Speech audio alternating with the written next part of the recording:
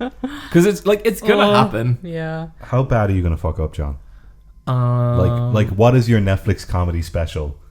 My Netflix comedy special. How many more comedy specials can they call Triggered?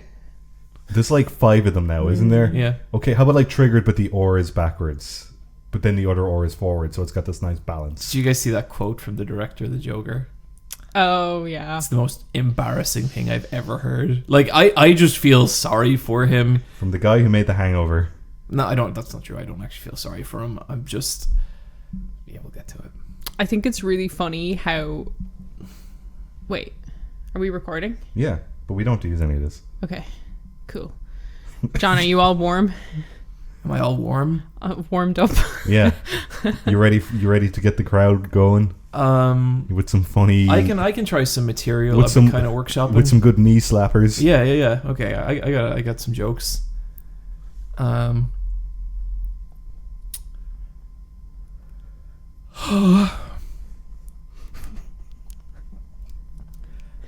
What? What's the deal with... What's the deal with traffic lights? Are they coming or going?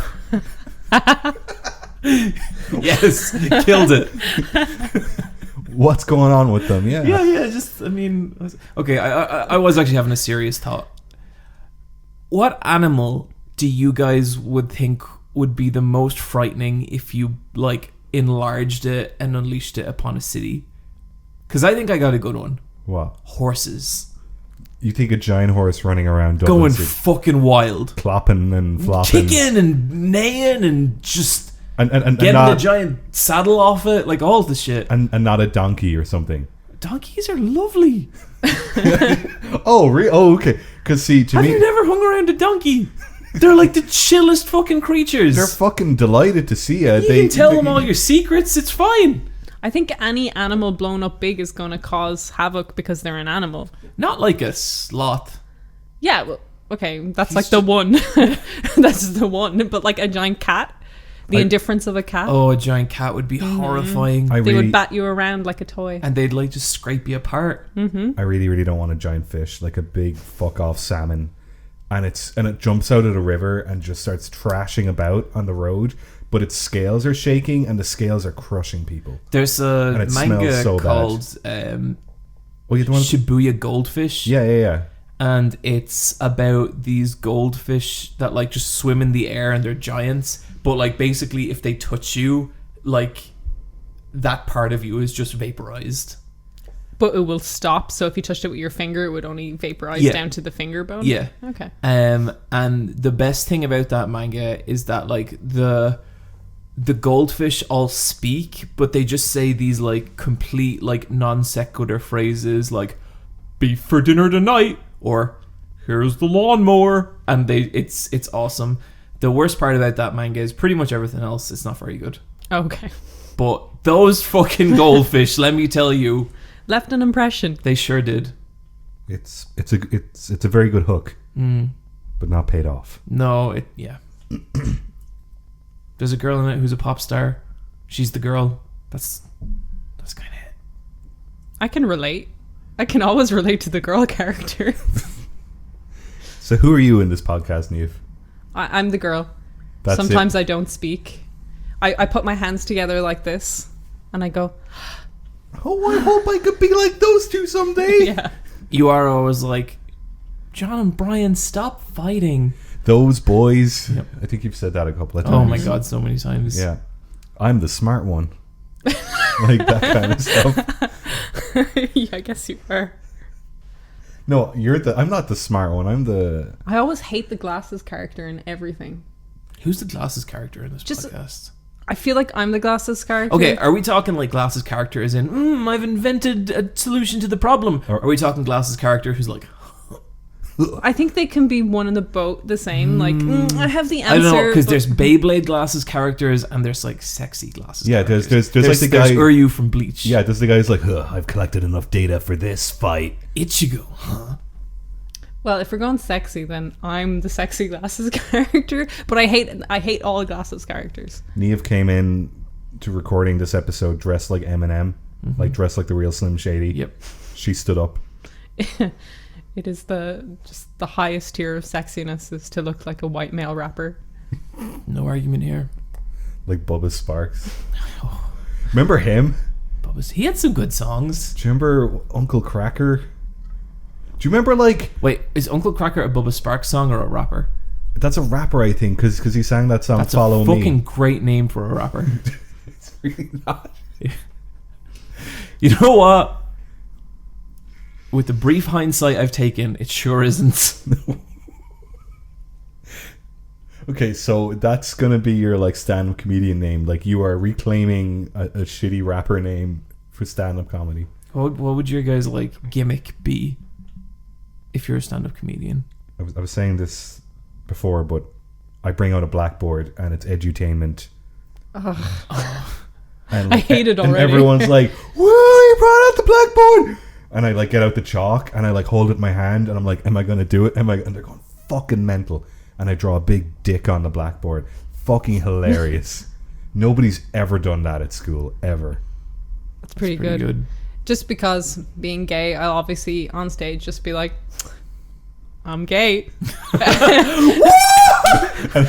Audience go fucking nuts. And are you going out and proud or full on self-deprecation? Oh, self-deprecation, but a little pride. So it'll be just like, I guess Ellen sucks now. Yeah. But Ellen, what I'm the gay. fuck happened? She's a rich person and she Yeah. only cares about the other rich people. It doesn't matter what your identity or Yeah, at alliance some is, point, as long like as you your have a big level of bank wealth account. just overtakes like your ethnicity, your gender, your sexuality, everything. Yeah. And you're just a rich person, and you're kind are other rich people. it's just so nuts to me about what it took for her to come out and how awful that was for her. And then for her to do this, it made me go, Ellen, a hero to lesbians, to Ellen, an enemy of the people. Yeah, and it's like, you know that thing where it's like every 7 years you're basically a different person because all your atoms are switched out, something like that. What? No. Yeah. It's like I've basically heard every that. cell in your body has died and been replaced. So physically, you're not the same person you were like 7 Yeah, years you've ago. slowly switched over to Oh my a god, new where version. am I in my 7-year cycle? I think you misunderstand how this works, Niamh. You're always constantly in your 7-year cycle, but you're kind of the same as you were 4 years ago, but totally different than you were 8 years ago. That's insane. Completely physically different person. But with Ellen, it's like fucking literal. Yeah. Like she is so far removed from the reality that she lived in 25 years ago. Mm-hmm. I don't know what the foodle is going on there. Yeah. Well, this has been the Let's Fight a Boss Celebrity Watch. We are official. Ellen is our official dragged celebrity of the day. Yeah, Joan Rivers. I have the same birthday as Joan Rivers. I am the new Joan Rivers. Yeah. I'm going to be outside the red carpet just scalding people with my burns.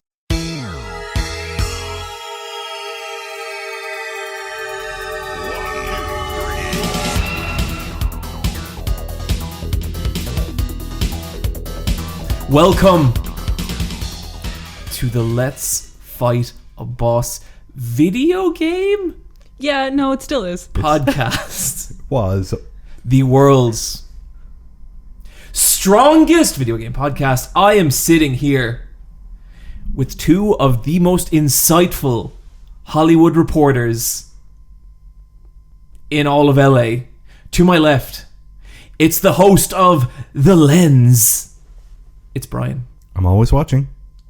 To my right, the reigning king of the gossip column. It's Niamh. Who came on who? And who are you?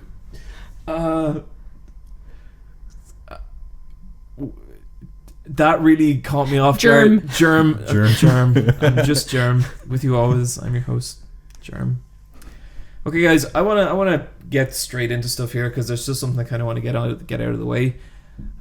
Basically, a certain comic book property has returned to our screens recently, and I've seen it, and it's nearly kind of difficult to talk to because I think even before it came out, it's like people were so passionate and vitriolic on both sides, and everyone had this idea of what it was or was not going to be. And it's difficult for me because like I really don't want to offend anyone. But with that said, I've been watching Riverdale season 4, and let me tell you, I'm enjoying it, and I'm not afraid to say it. I think season 3 was a high bar. They've made some gutsy decisions. A new principal. Who the fuck saw that coming?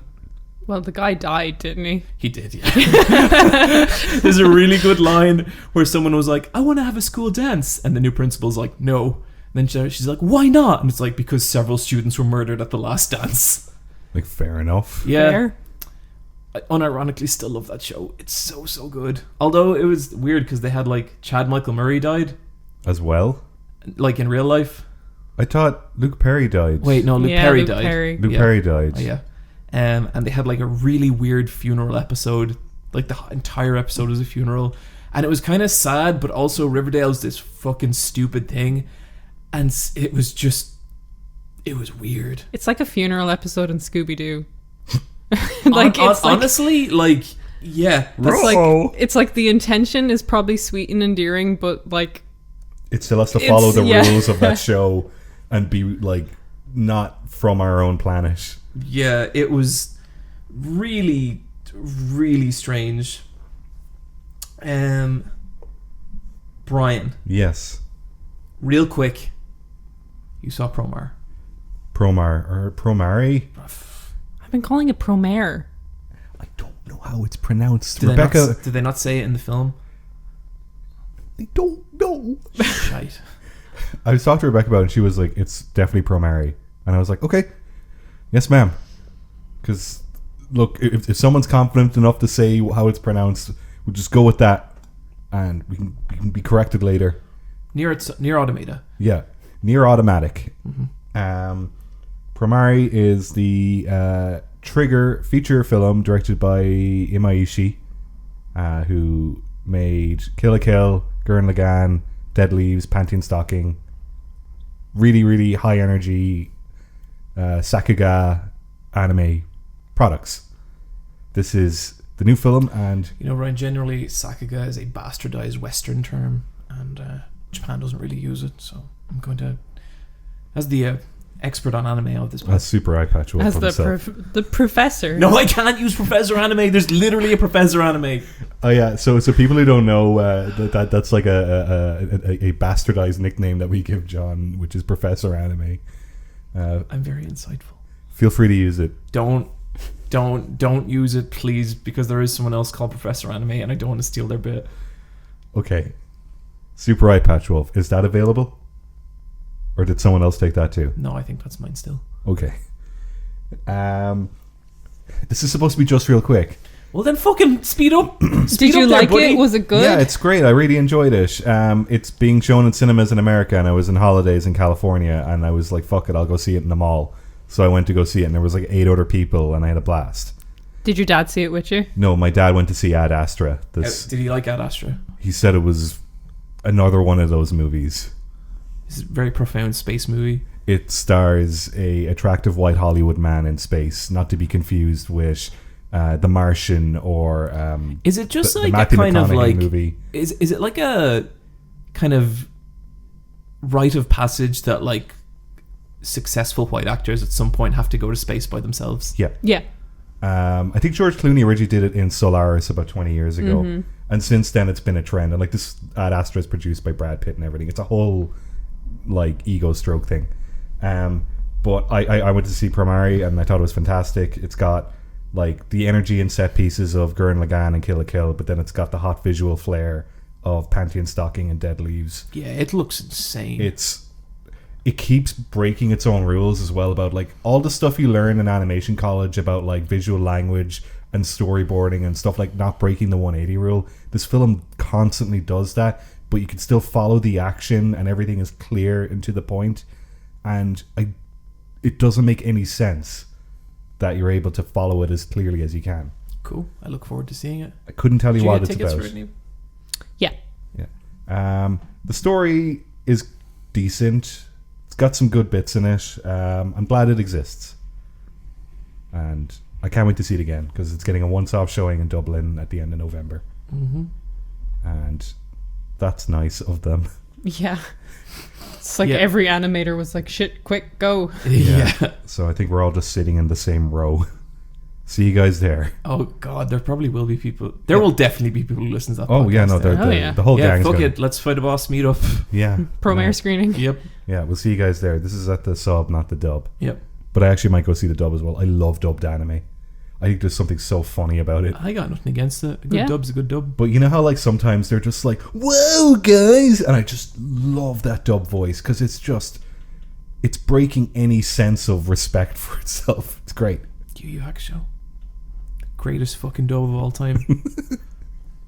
That's all. Anime out. No more anime. Isn't that right, John? No more anime. Personally, I'm done with it. Guys, I watched a movie this morning called Gnaw, Food of the Gods 2. Gnaw. N-A. Gnaw. Like what a rat does. Oh, okay. Yeah. The verb to gnaw.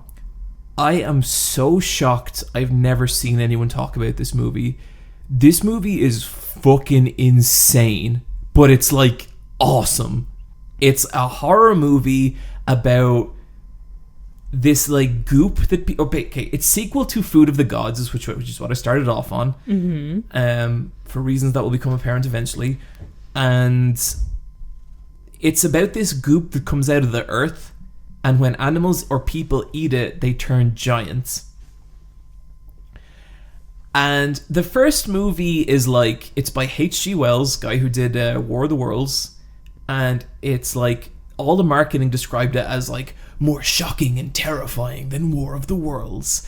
And I watched it, and yeah, that's a horror movie made in the 1970s about big animals. It's fine. So the first film is Food of the Gods. Okay.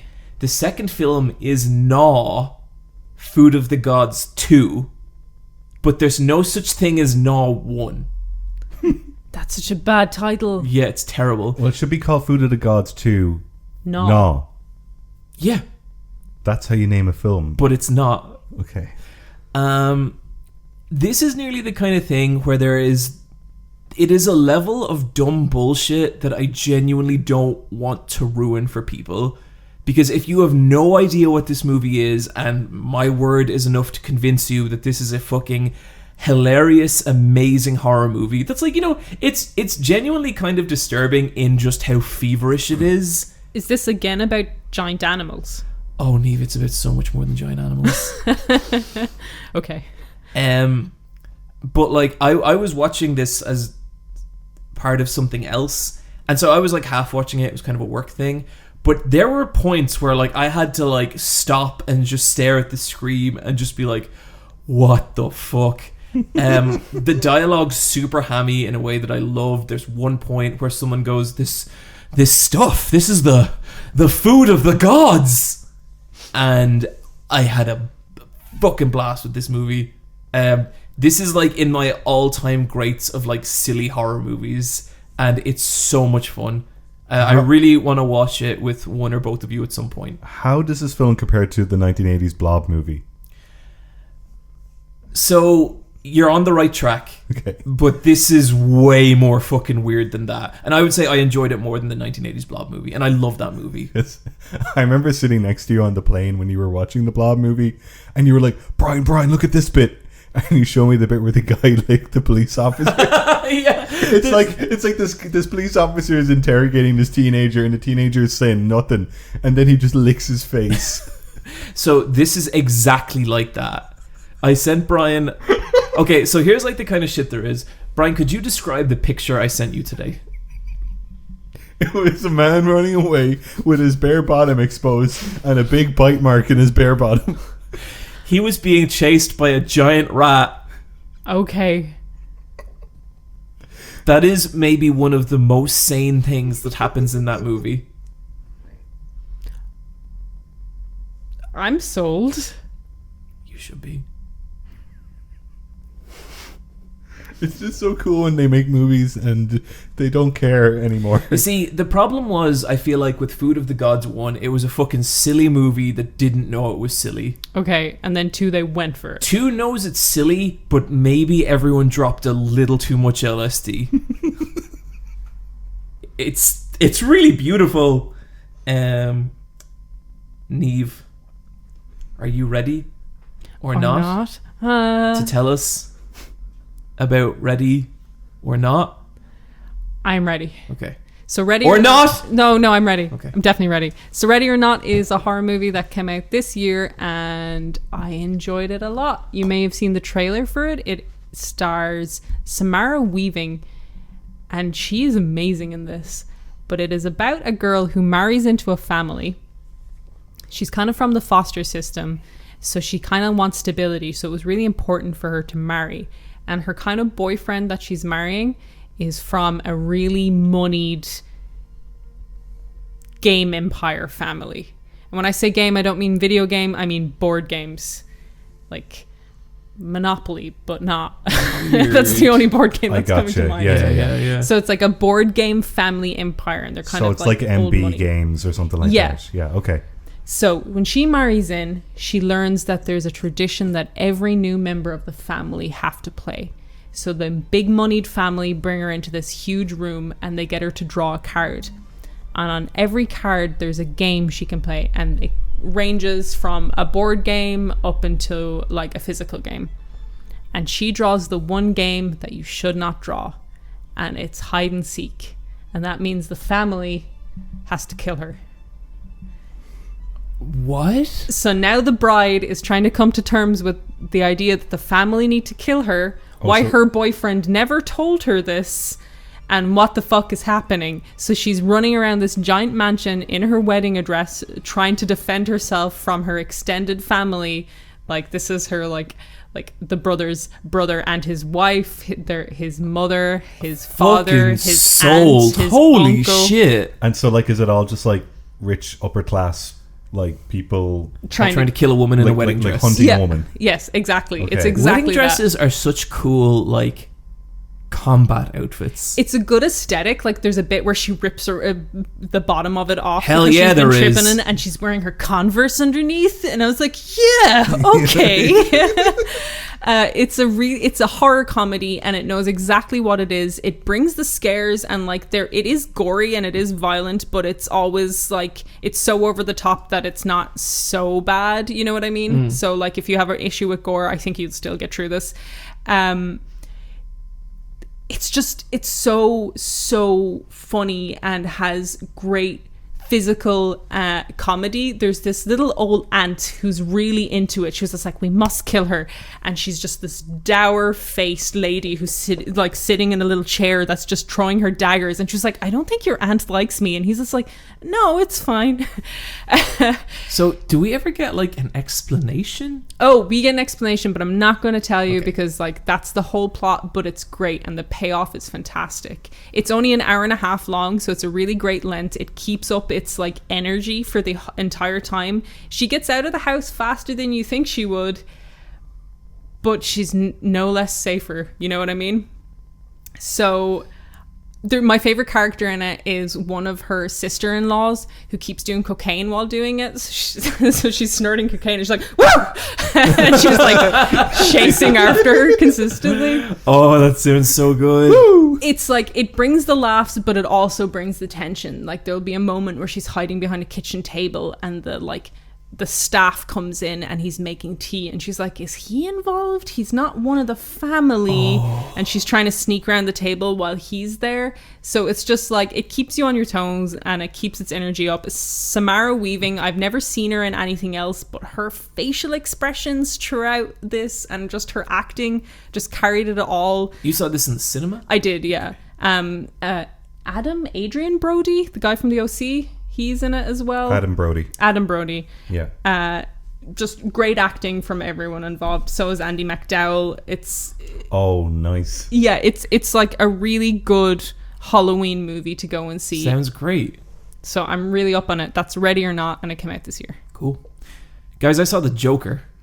Okay. Great. Yeah, or just Joker as it goes. Well, no, I've seen it in the cinemas and it says Joker 2019. So that's what we're going to call it. Joker 2019. You have to have the year in there. I was really excited for this movie. I loved the trailer. I thought the trailer was fucking fantastic. I got people's concerns about it. I didn't think about it too much. I was like, I'll make up my mind when I see this movie. I don't think this is a very good movie. Okay. I really wanted to like it. I really like the Joker. I like a lot of the Joker's different incarnations. We talked about him on the podcast before. Yeah. There's cool stuff about this movie. Absolutely beautiful movie. So well shot. Like, just stunning shots of, like, just squalor and shit. And Joaquin Phoenix, genuinely fantastic. All my favorite bits of the movie are him fucking just dancing shirtless in front of a mirror. That shit is great. It's really, really good. I don't think this movie is very well written at all. And to show you what I mean, I want to tell you about, like, a dialogue exchange that happens between two characters, right? Okay. So you see the bit in the trailer. Basically, that trailer is pretty much the first 40 minutes of the movie. Where a bunch of kids steal a sign. He chases after them. They break his sign. They break the sign over him and just leave him there.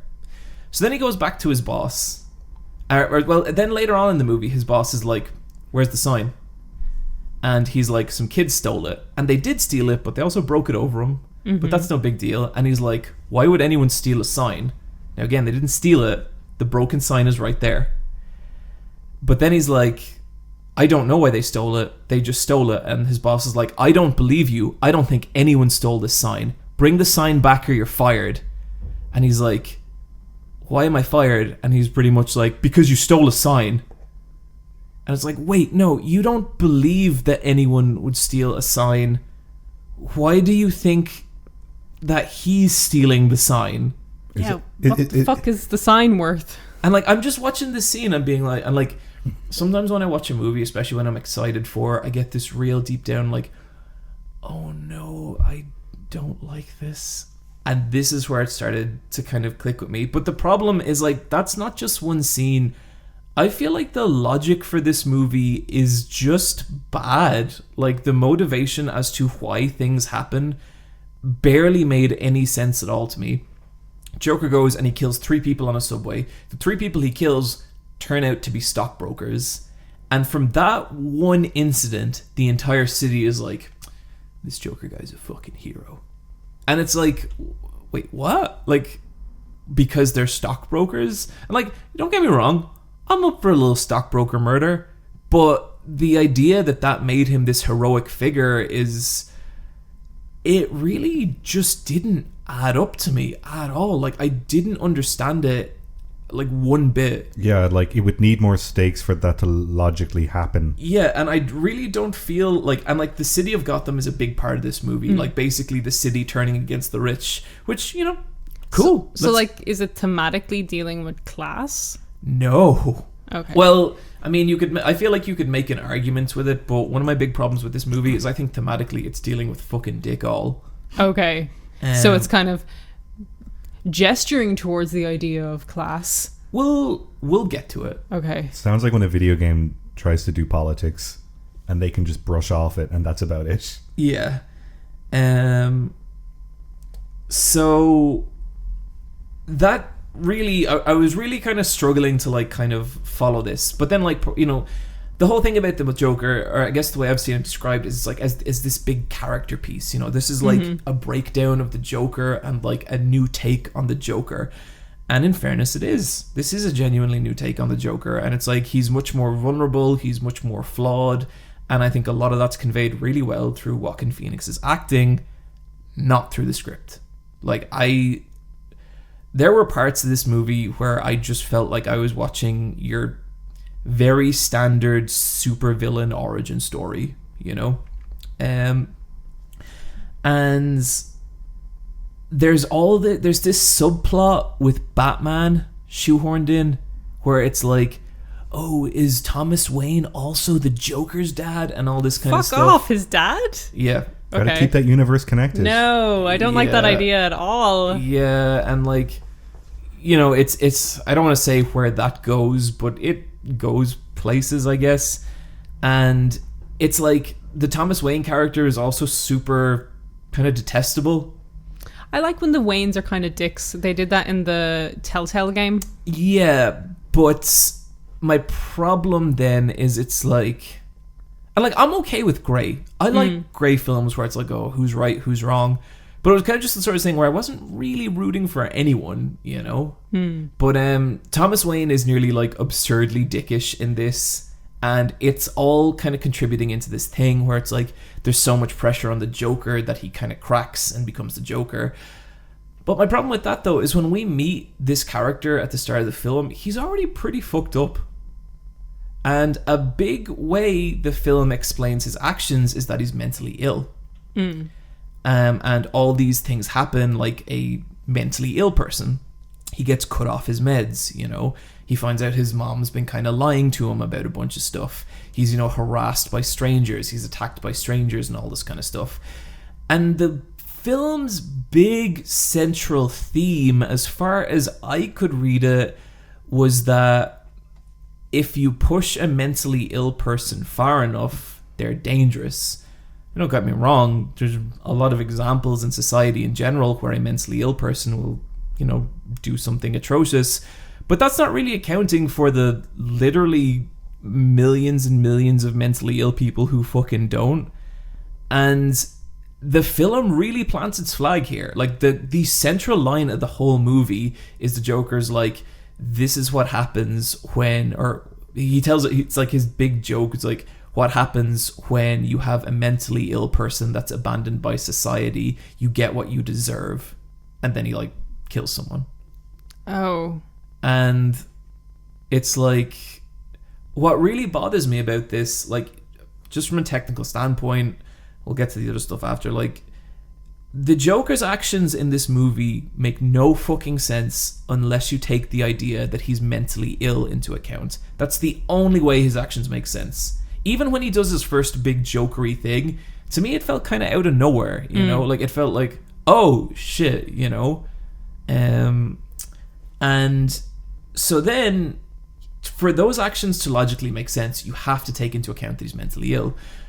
But then to me, the film is just this really kind of nothing piece about, like, I guess a mentally ill person can be is like violently dangerous or something. And I really feel like we'd kind of move past tropes like that. Yeah, it's like, that's a real sword and scale. Yeah. Bottom line. Yeah. But like, what was that recent Split? Split, yeah, with James McAvoy. Yeah.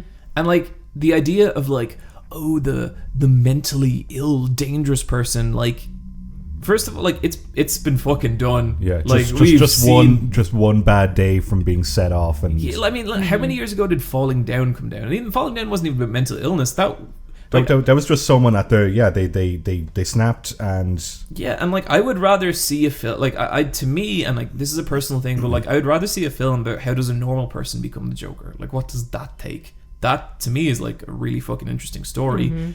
But having it as just this like, oh yeah, the Joker's mentally ill. Also, what's kind of frustrating in that from a mentally ill standpoint is like, it's like explaining the lack of logic where like mentally ill people do have their own internal logic to what's happening, and that's kind of disappointing as well that they wouldn't even try and tease out his own logic. Do they kind of like ignore story beats by just doing the unreliable narrator thing then? Yeah, 100%. Where like they don't need to explain something because they can just leave it vague and say that never actually happened. But I think this is the kind of film that is, and like I'm sure I'll see people make these arguments because I know people fucking love this movie, but like there is all these like holes you can hide in where it's just like it's what is it, the justification through gaps, where it's like, well, the film didn't say whether any of it actually even happened. You're not really given a full picture at like all. Jenny Nicholson has a video out about it where she talks about how like you know, you could make the argument that none of the film actually happened at all and it's all in his head, and like rightfully so. It's like, okay, cool, what's the point? Like, what does that mean? Like, what does that say about anything? So I'm not gonna say that there aren't good bits to this movie. There absolutely are. Like I there was a point when we were coming up to the climax of the movie that I was like genuinely on the edge of my seat. Like there's this point where he's basically about to go on a live talk show on television, and it had me. Like I was like, oh shit, like this is interesting. And what followed felt so ham-fisted with dialogue that was so like corny that it pulled me out of it so much. And I was like, man, fuck, because I do think like there is something interesting here, obviously. Like I'm not gonna say the film doesn't have merit, but the idea to me that this is like a masterpiece of a movie, like I cannot get my head around that. And like, look, if you enjoyed it, that's cool. Like I'm glad you had a good time. I really fail to see how this film holds up under any serious scrutiny. The arguments about like it like potentially like inciting violence and stuff like that gets trickier for me personally, because it's like I do start to get into like, well, can we blame violence on media or can't we? You know what I mean? And I think that's a difficult conversation, because I do get where people coming from, especially like in the current climate. I don't really have a solid opinion about it. It's something I'm still thinking about. But guys, that's the Joker. Me. I was wondering if I should see it or not, but I think I'll just torrent it eventually. Yeah, I can't wait to watch it at home and pause it when I feel like I need to take a break. Maybe you two will fucking love it. I don't know. I doubt it. I don't like when there's kind of themes presented that aren't carried through. I think that's. But I don't think this film knows what it's about. See, I was talking to you about this the other day. I really, really like the Joker when he's a criminal mastermind, and that he's always got like these safety nets of like ridiculous backup plans. Yeah. And that you think you've got him cornered, but you do not at all. You've fallen into his trap. You've fallen for the Joker's trick. Yeah, and it seemed like the way you were talking about it, this is not a criminal mastermind. This is absolutely not that. And it's not bad because it's not that. It's bad because I think it's poorly written. Yeah. Mm-hmm. So this is part of the DC Dark, is what they're calling it. Oh, what? Yeah, that's what I heard. What else is part of the DC Dark? The new Robert Pattinson Batman films. Sure. Film. So it'd be interesting to see how that one pans out. They won't be connected in any way from what I've heard. The DC EU is kind of, it's very loose. Like I watched Shazam, and that film just didn't give a shit about any of the other films around it. The Wonder Woman movies were, but I don't think they are anymore. Plus they all take place in the past, so it doesn't matter either. Like the next Wonder Woman takes place in 1984, and this Joker movie takes approximately around the same time in the early 80s, doesn't it? Yeah. I don't know.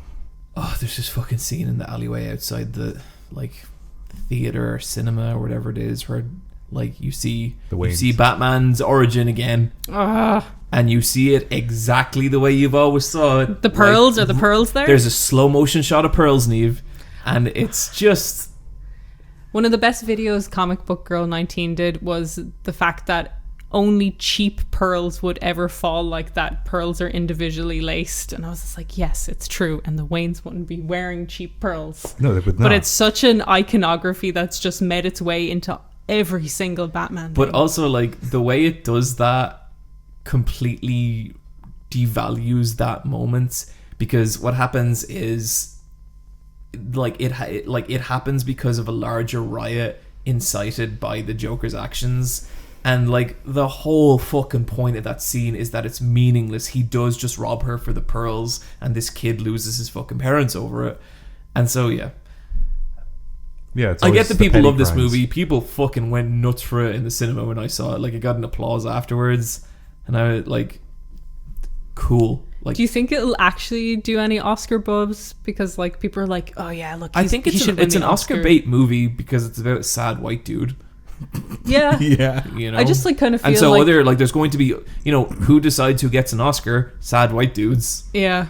I just feel like if Toni Collette did not get an Oscar for Hereditary, which was a genre film, then the superhero genre film that's the Joker, that seemingly isn't pretty good.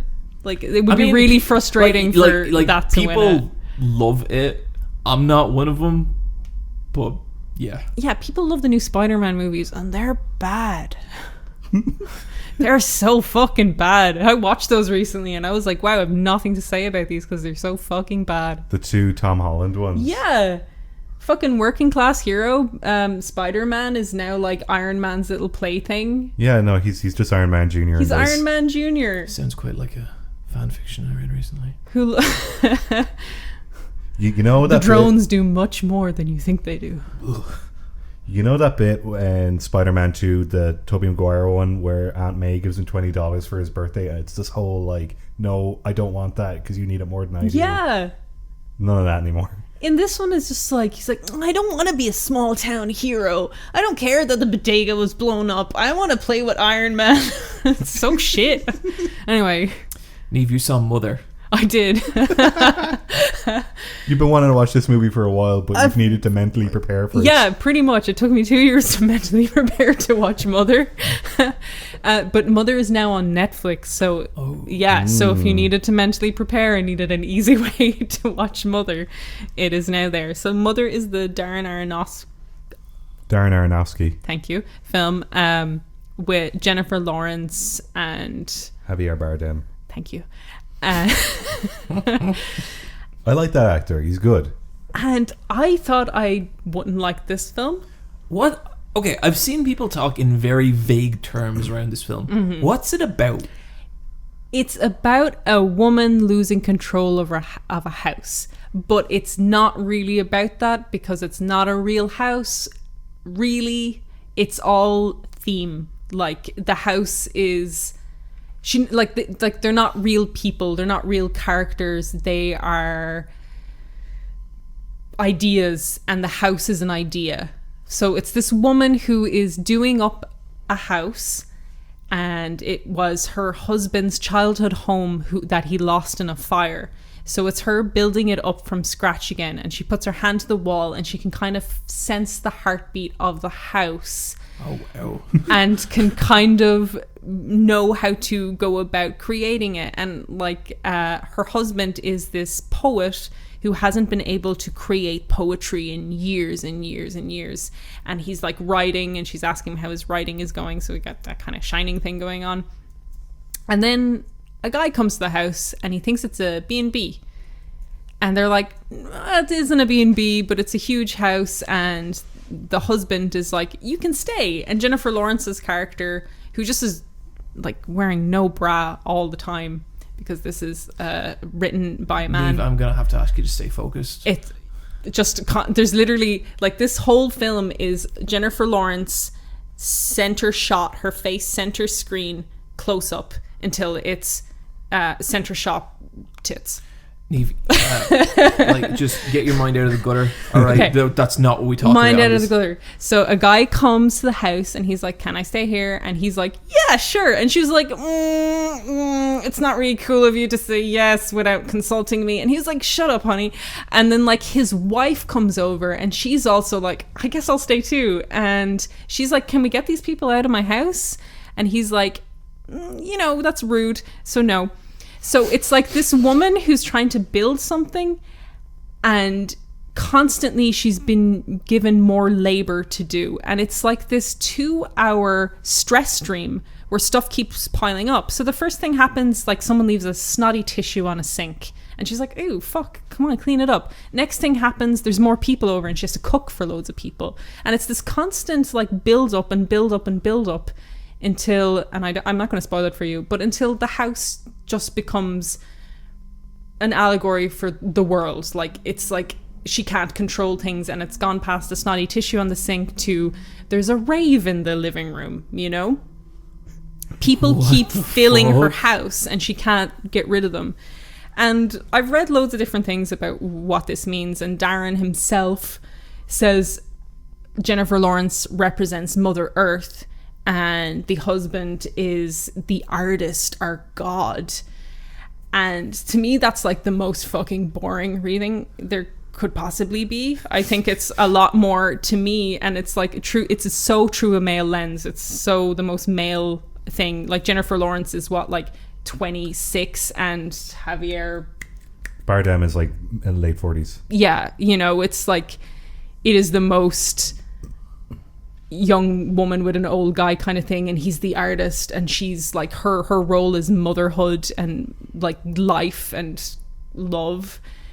To me, it's very much about like a woman's role, you know, and not kind of the labor of that not being taken seriously. That's kind of what I thought. Like, yeah. Sounds That's like kind of that. what it feels like, but when you read his thing, it's just like it's a Bible allegory, and like the family that appears is like Adam and Eve, and there's Cain and Abel. He's real and into stuff like Bible that. stuff actually at the moment. Yeah, His past few films have all been. He's got leftover themes. but the themes of this are super clear, and there's a bit at the end where Jennifer Lawrence gets the shit beaten out of her in a scene that's aggressively brutal and unnecessary, because at this stage I get it, I get the theme, I get it all, and like so much stuff happens towards the end where it's like you didn't need to go that far with it. And at that point it kind of just seems like brutality for brutality's sake, and I don't know what in service of. But for me, I enjoyed the film because it did seem like an escalation stress stream. Yeah, it sounds fucking out there. It's meant to be Yeah. a very visually upsetting movie. Yeah. Same with the sound design, because it's just a lot of heavy breathing and like mumbling, panicking, and stuff And like that. Just the way it's shot, as I said, Jennifer Lawrence's face is just center screen for most of it, so it's really down to her acting with her face a lot of the time, and she pulls it off and she does a good job.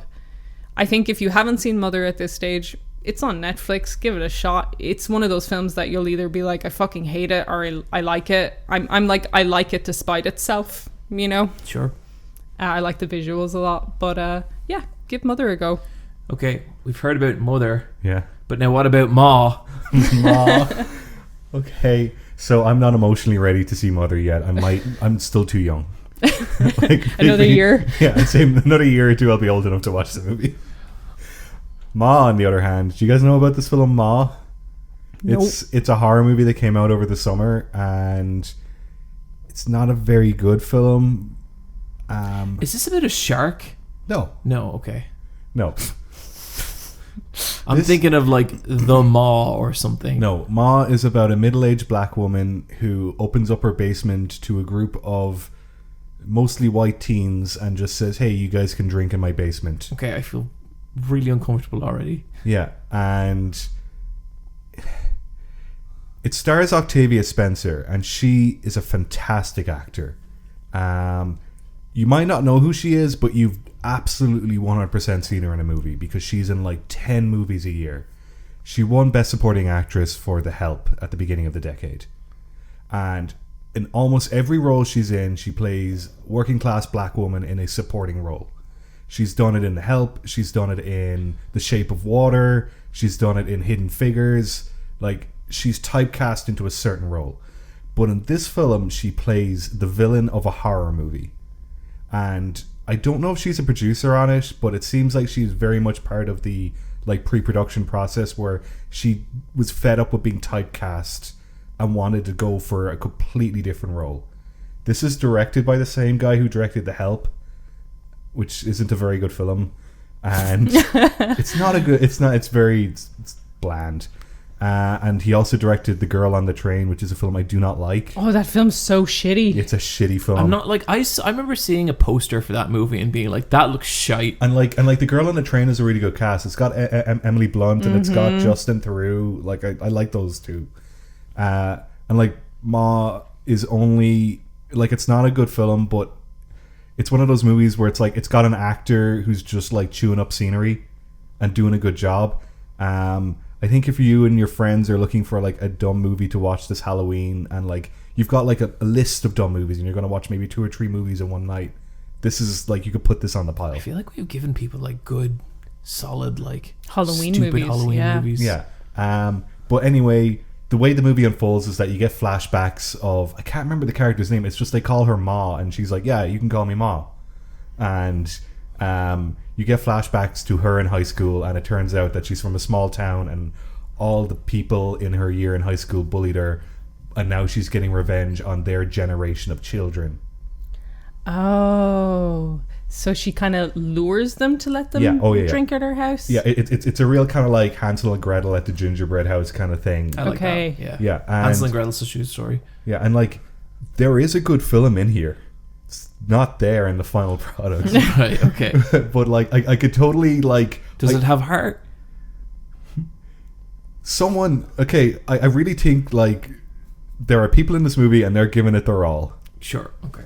And I watched it on the plane and I was like squirming in my chair because like there is some good body horror bits. Like there are good bits to this dumb movie, and you know how you watch a movie and you be like, yeah, that was lame, and you could like shit on it and whatever. But like I think it's a fun thing to do as well, where you like you watch something that isn't like a very good movie, but find bits and pieces where you're like, okay, here are like the real interesting silver linings to it. And this is one of those films that has it. A solid 6 out of 10. Yeah. Hell yeah. Now, like, you guys might just think, Brian, this is just another one of your shitty movies. Like, like you wouldn't be wrong. I do think that sometimes. Yeah, no, like, Brian, this is just you with your weird taste. Because, like, I'll watch any old shite. You know me. Except for Mother, because I'm too young. But I'll watch Ma, because it's, it's a couple letters shorter. You got to work up. Yeah. And I just think it's a very funny Did you movie. enjoy it, Brian? I had a great time. Okay, good. Brian, we Yes. watched El Camino. It's the Breaking Bad movie. Breaking Bad movie. That they made in secret, and then they were like, by the way, it's out. Yeah. I really enjoyed it. Hell yeah. Good movie. It gets a lot of criticism for being Breaking Bad fan service, Yeah. but as a fan, I was serviced. I mean, I It was good. I don't really understand that criticism because, like, of course that's what it is. Yeah. Like, what else could it possibly be? Who else would that be for? Yeah. Like, I really, it blows my mind that people are like, yeah, but it's only for fans. It's only for people who liked Breaking Bad. And it's like, yeah. There's a bunch of us. It's got fucking Breaking Bad in the subtitle.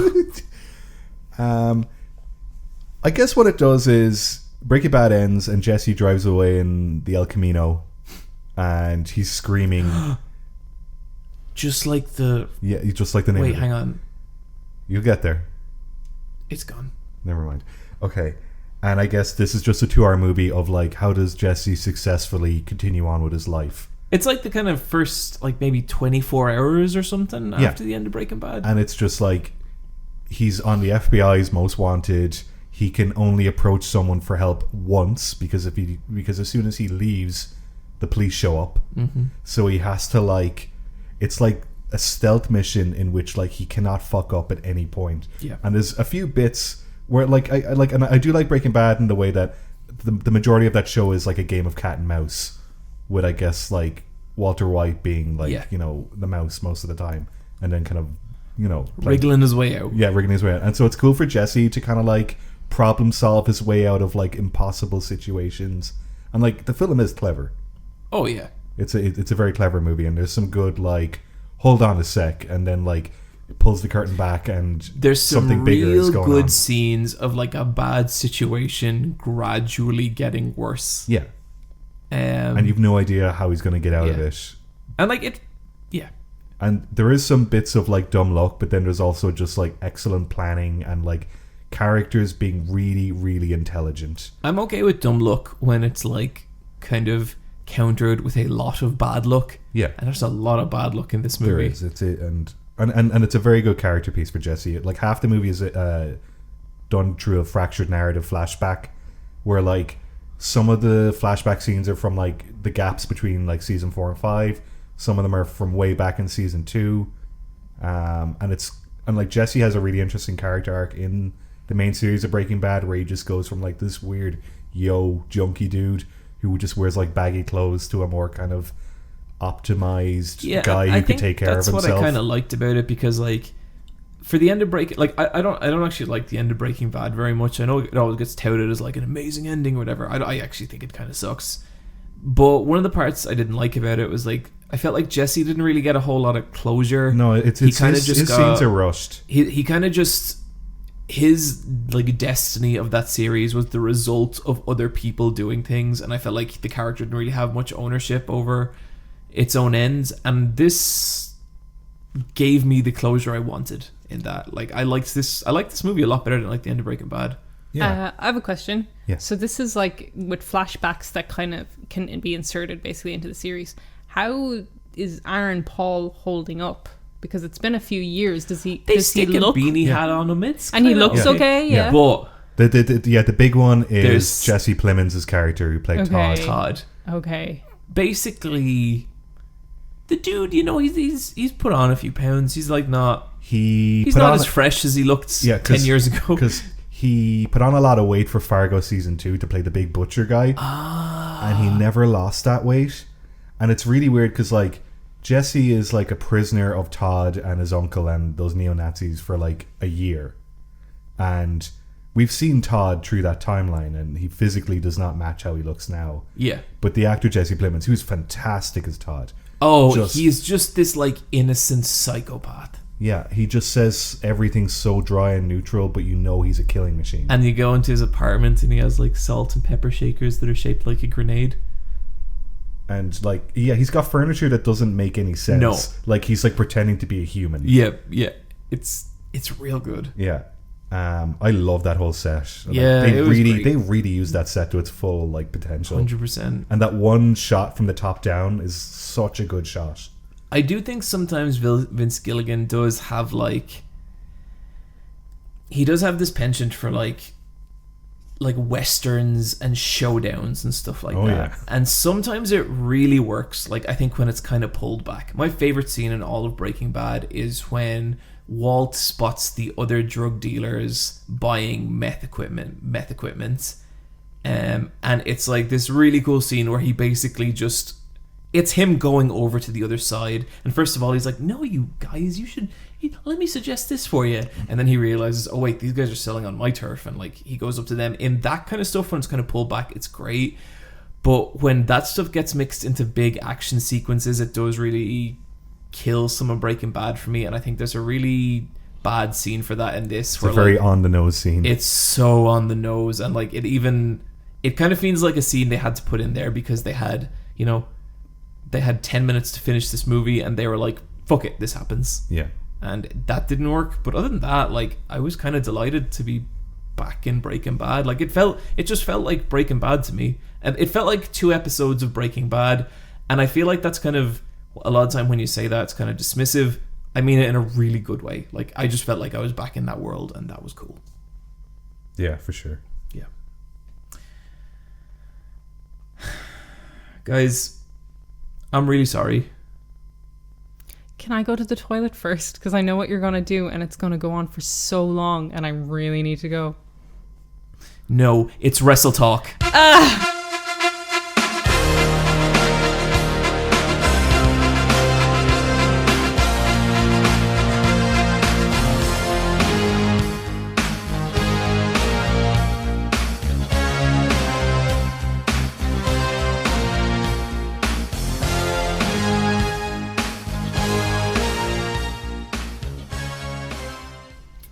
Guys, the world of wrestling is on fire.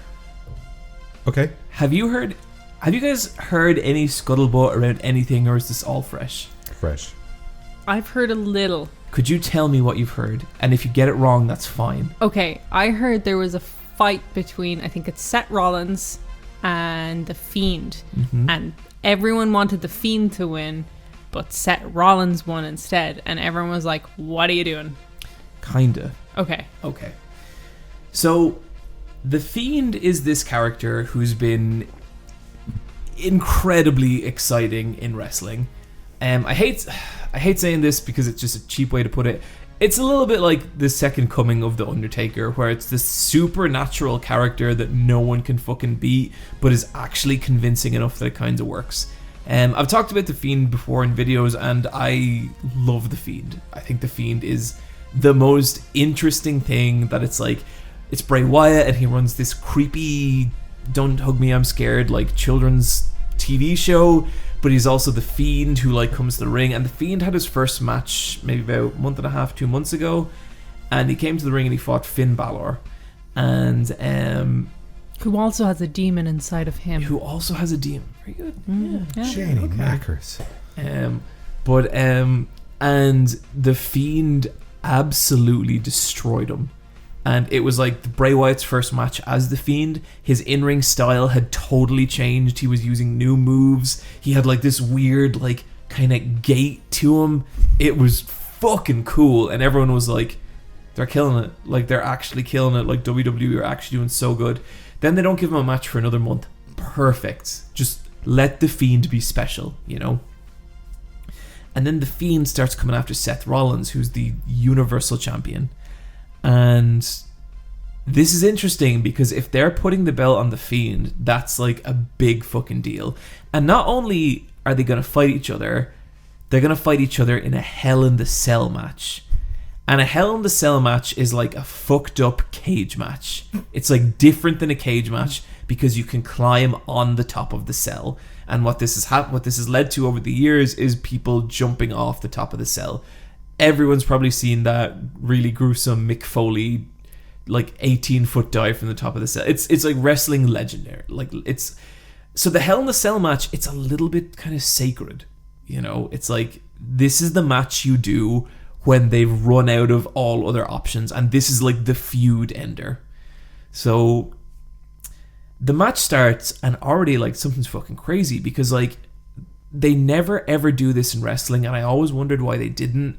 But the entire arena is like bathed in red for the entire red light for the entire match. Oh, and it looks fucking nuts. And I presume cameras would find it hard to pick up the contrast if everything's red. I assume they had very good cameras, you know, whatever it was, but it all looked well. I thought it looked really well. So the match starts, and The Fiend's The Fiend. He's just nothing Seth does works, but like in a crazy way. So Seth's finishing move is like, he kind of has a couple, but the curb stomp is one of them, where he basically stamps your head into the ground and he makes it look very dramatic and cool. He hits The Fiend with like 5 of these curb stomps and like a pedigree. That's Triple H's special move that Seth Rollins sometimes used, because Seth Rollins beat Triple H a couple of years ago and people started calling him the Kingslayer. So he uses the pedigree sometimes. So he kind of consumed his move. Exactly, yeah. Yeah, that's how it works. And the Fiend kicks out at 1. And that's insane, because like whenever a wrestler does their finishing move on another wrestler, it's like a 2 3/4 count.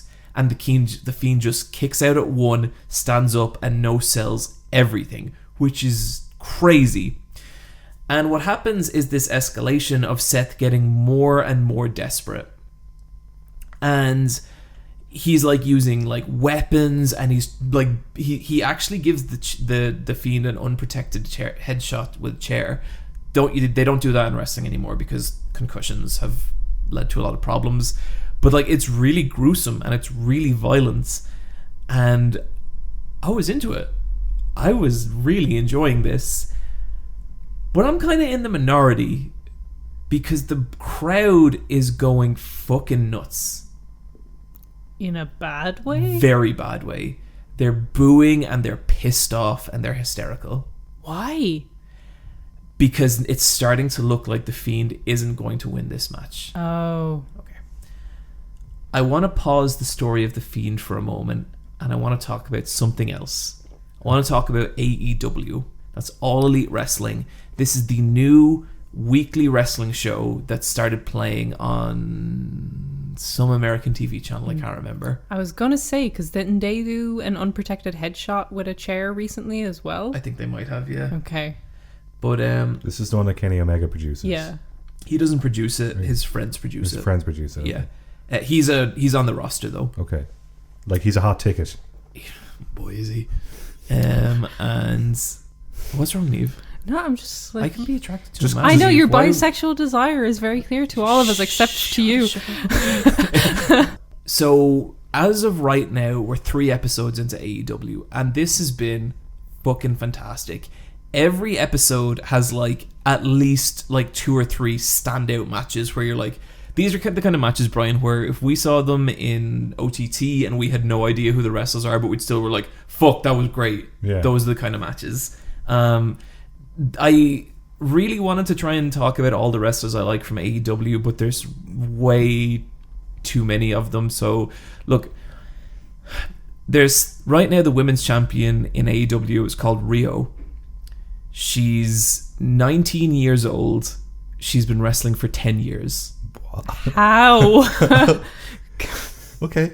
She's a Japanese wrestler. She weighs 95 pounds. She's fucking brilliant. She's Kenny Omega's preferred mixed tag partner in Japan. And I think when she was 13 years old, she had a famous wrestling match against Kenny Omega. That's insane. That's just insane. Yeah. She's been a treat. The stuff they're doing with Kenny Omega is so interesting. Everyone loves Kenny Omega, obviously, because he's amazing and beautiful. But His so hair they took kind him, of looks like noodles. always. Yeah. Yeah, it makes you hungry. Way less so than it used to. Mm-hmm. But he is a snack. Oh man, boy is he. He's in real fucking good shape. Anyway, so they take Kenny and they've beaten him twice in one-on-one matches. He's lost clean twice. And it's starting to affect him mentally, and it's like he's going insane. And it's like, oh shit, Kenny Omega's gonna turn back to the Cleaner, which is who he was in the Bullet Club. It's Evil Kenny. That's like the shittiest name anyone has ever gotten, See, ever. I agree, because the first time I heard it, I was like, that sucks. But it kind of works in this weird, stupid way. Long story. There's a lot of other great wrestlers as well. There's this guy called Pac, who's like an evil wrestling goblin. Okay. He's fucking brilliant. Does he try and eat you? No, but he beat Kenny, and it's like, okay, fuck. And it's like they're really pushing all these like really interesting younger wrestlers as well. There's this faction in it called, I think they're called the Jurassic Express. And it's two little boys who grew up in the jungle, and Luchasaurus, who is a giant dinosaur who is also a wrestler, and he's fucking amazing. Okay. Is he a human? No, he's a dinosaur. I can't tell. Okay, Like, I can't tell if it's a mask or if it's actual scales. But he's brilliant. Like, he's genuinely brilliant. There's the Lucha Brothers, Pentagon Jr., who are fucking amazing. They recently established their heel faction run by Chris Jericho called the Inner Circle. And oh god, there was just this bit where they have this guy Jake Hagar, formerly Jack Swagger in WWE, and Jack Swagger's whole thing is he was a heel wrestler aimed at, I guess, like, he was a heel wrestler for kind of Mexican fans, because his whole shtick was that he was going to throw people back across the border. Oh my god. This was when border shit was maybe a little bit less heated than it is now, and his manager would always start promos with "We the people," and then like all the horrible people in the audience would shout "We the people." And so they started chanting this when Jake Hagar came back as part of Chris Jericho's evil faction, the Inner Circle. And Jericho takes the mic and he goes, he's like, "We the people was awful and it's dead and buried and we're never doing that again." Oh my god, cool. And then yeah, like shuts it down. The crowd go fucking insane, and he just goes, "It was a bad decision from poor creative." Jericho, Jericho had like a little bit of a dad bod on him there for a while. He's kind of looking pretty okay again. Not like he used to, but in a new way. in a new dad way. There's a lot of really attractive wrestlers in AEW. This young man called Darby Jr. is pretty cool. But okay, I am fucking in on AEW. It has been great. Every episode has been like snappy. It's told a story. You feel like all the wrestlers are like in a different place than they were at the start of the episode. It's been fucking brilliant. Back to the match with The Fiend. So at this point, The Fiend is like just knocked unconscious on the ground, right? Jericho throws a bunch of chairs on him, and then a ladder on him, and then a toolbox on him. Wait, Jericho or... Sorry, not Jericho, Seth Rollins. Seth Rollins, okay. Then he gets a sledgehammer, and he comes over, and he smashes The Fiend in the head with the sledgehammer, with the chairs and the ladder on top of him. Okay. And at this point, even I'm getting a bit like, what are they going for here? Because if they beat The Fiend... If they let Seth Rollins beat The Fiend, then like this is kind of over. And then the weirdest fucking thing happens. The match is declared a no contest. What does that mean? It basically means like they just stopped the match. Because it was too much? He could kill him? I guess so. And it's like, what? Like, we spent months and months building up this match for a no contest, and the crowd go insane in a way I've never seen a wrestling crowd go. And you know what they start chanting? AEW. Oh. Oh no. Yeah. That's good. And Yep. is the Fiend still down under everything? Yeah. Then the Fiend gets back up eventually and kicks the shit out of Seth Rollins again. And the pay-per-view ends with the Fiend using his mandible claw, which is like you basically stick your hand on someone's mouth and it's like a submission. I've never really understood it myself. And with Seth Rollins' blood coming out of his mouth. And it was just like, what? Like, what's going on here? I wasn't as angry about this as a lot of people because I actually enjoyed I enjoyed that it was basically a horror wrestling match. I liked that the Fiend was this unkillable thing and Seth Rollins keep having to do worse and worse, but like the no contest ending was just the wettest fucking fart, you know? Like, Is that normal for Hell in the Cell to have something but like this that? is the thing. Do you remember X-Pac? Yeah. X-Pac was like on one of WWE's like live reaction shows watching this, and he just goes, I know you guys probably aren't going to invite me back for saying this, but how do you get a disqualification in a Hell in the Cell match? Yeah. And it was just basically bad writing. It's basically WWE didn't want to put the belt on the Fiend for whatever reason. They probably wanted to keep it on Seth Rollins because he's marketable. But make the Fiend take the belt and then make Seth defeat the Fiend. There you go. Basic. Speaking my language. And everyone else on the internet. But it has created this scenario where people are so down on WWE at the moment. And it's insane because it's like during the most critical time in years. Like they have not had competition in like, I think 10 or 20 years in terms of like another major promotion airing on national television. And it's fucking crazy to see it happen. People always ask me like, what's the best way to get into wrestling? Right now it's AEW. The first 3 episodes are on Fight TV. You can go watch them for like $5. It's worth it. This is fantastic wrestling. It's great. The world of wrestling is on fire. Can I ask a question that I don't really understand? Go for it. So say Jericho was always WWE and now he's doing stuff with AEW. Is he allowed back to WWE? Can he do cross-promotion stuff? Or is Vince like, how dare you do that shit? Right now, yes. But Vince McMahon is pretty famous for always doing what's best for business. So no matter how bad he falls out with someone, they will eventually come back. Okay. Yeah. But Jericho is like the champion in AEW at the moment, and he's brilliant. This is the best he's ever been, I think. Cool. Wow. Yeah. That was the second best wrestling talk you've ever done. What was the first? The previous one was very good as well. I don't know. I felt like I did it better than the previous one. You know, like the last 2 have been very good. I just prefer the previous one because it was shorter. I really enjoy wrestling. Like we're going to wrestling the following weekend from now. Mm-hmm. But I really like the Tom and Jerry wrestling, not the one where people think it's a sport. Why was Becky Lynch in a suit? Because that was good. I saw that too. Like that was very visually pleasing. That was very good. Yeah. She was just doing like a match, or she had a match at Hell in the Cell also, which was the name of the pay-per-view as well as the type of match, and she had a match against Sasha Banks. Okay. And it was probably the match of the night. Cool. Fucking fantastic. Do you know Sasha Banks? Yes. Yeah. She's good. She's very good. But Becky wore the shit out of that suit. Becky Lynch in a suit. Mwah. Yeah, it was perfect. Strategy talk!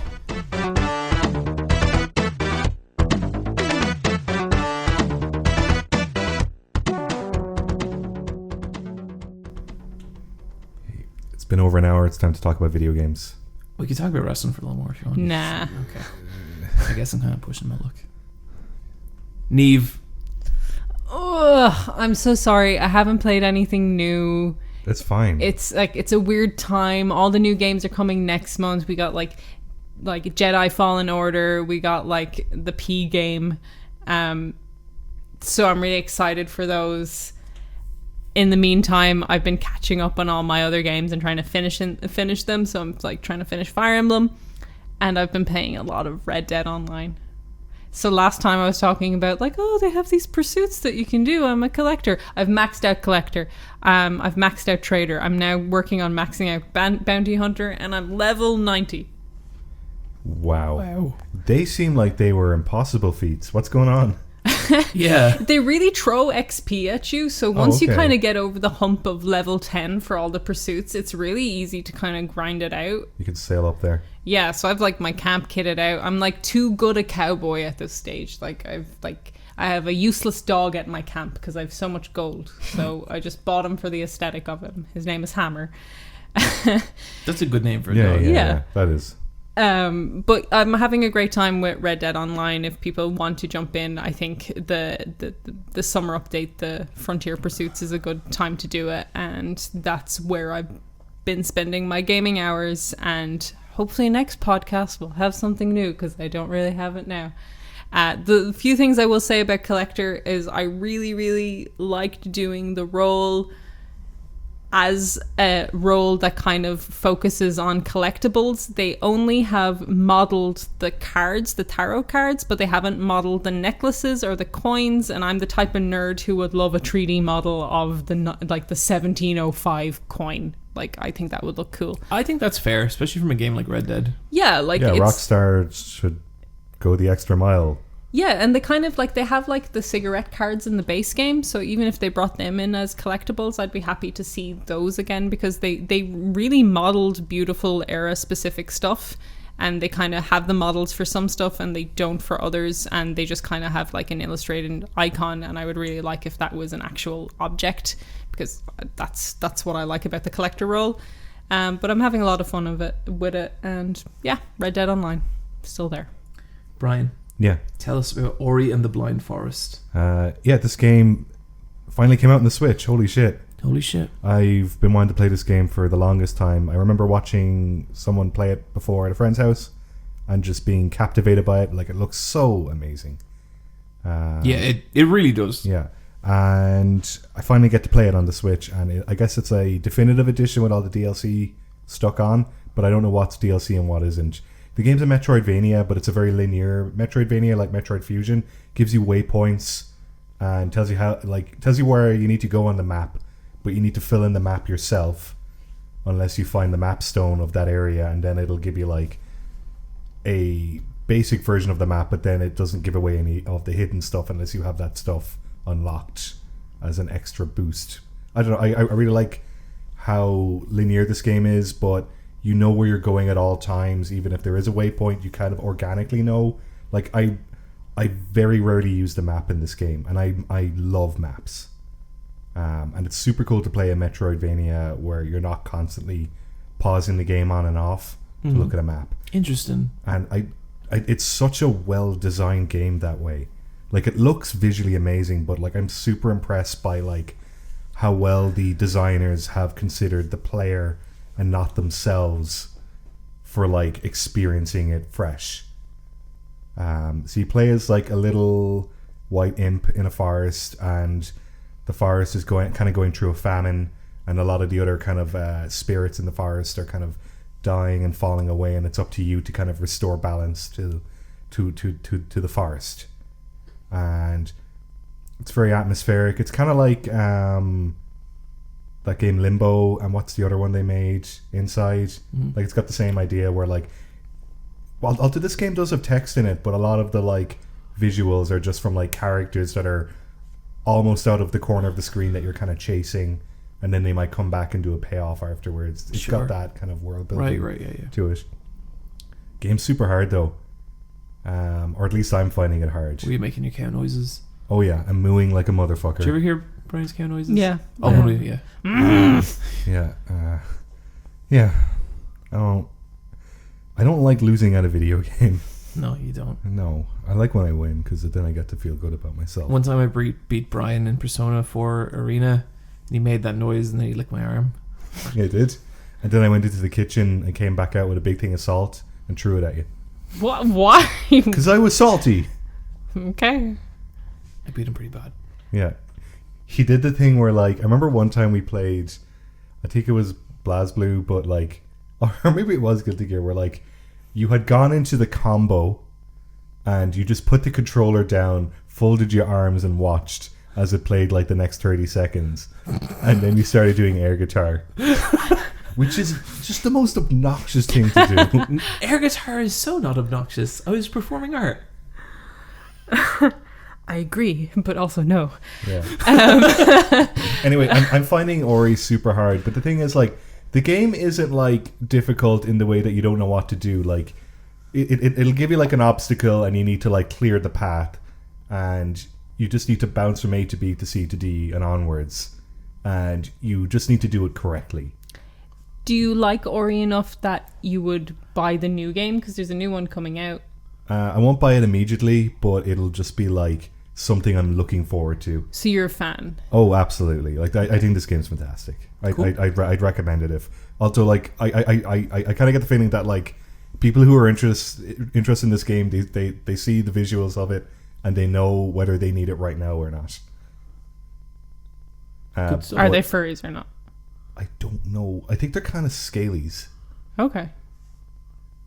You guys should watch Beastars. Yeah, we think we should. Yeah. All right, John? Yeah, it's pretty good. Yeah?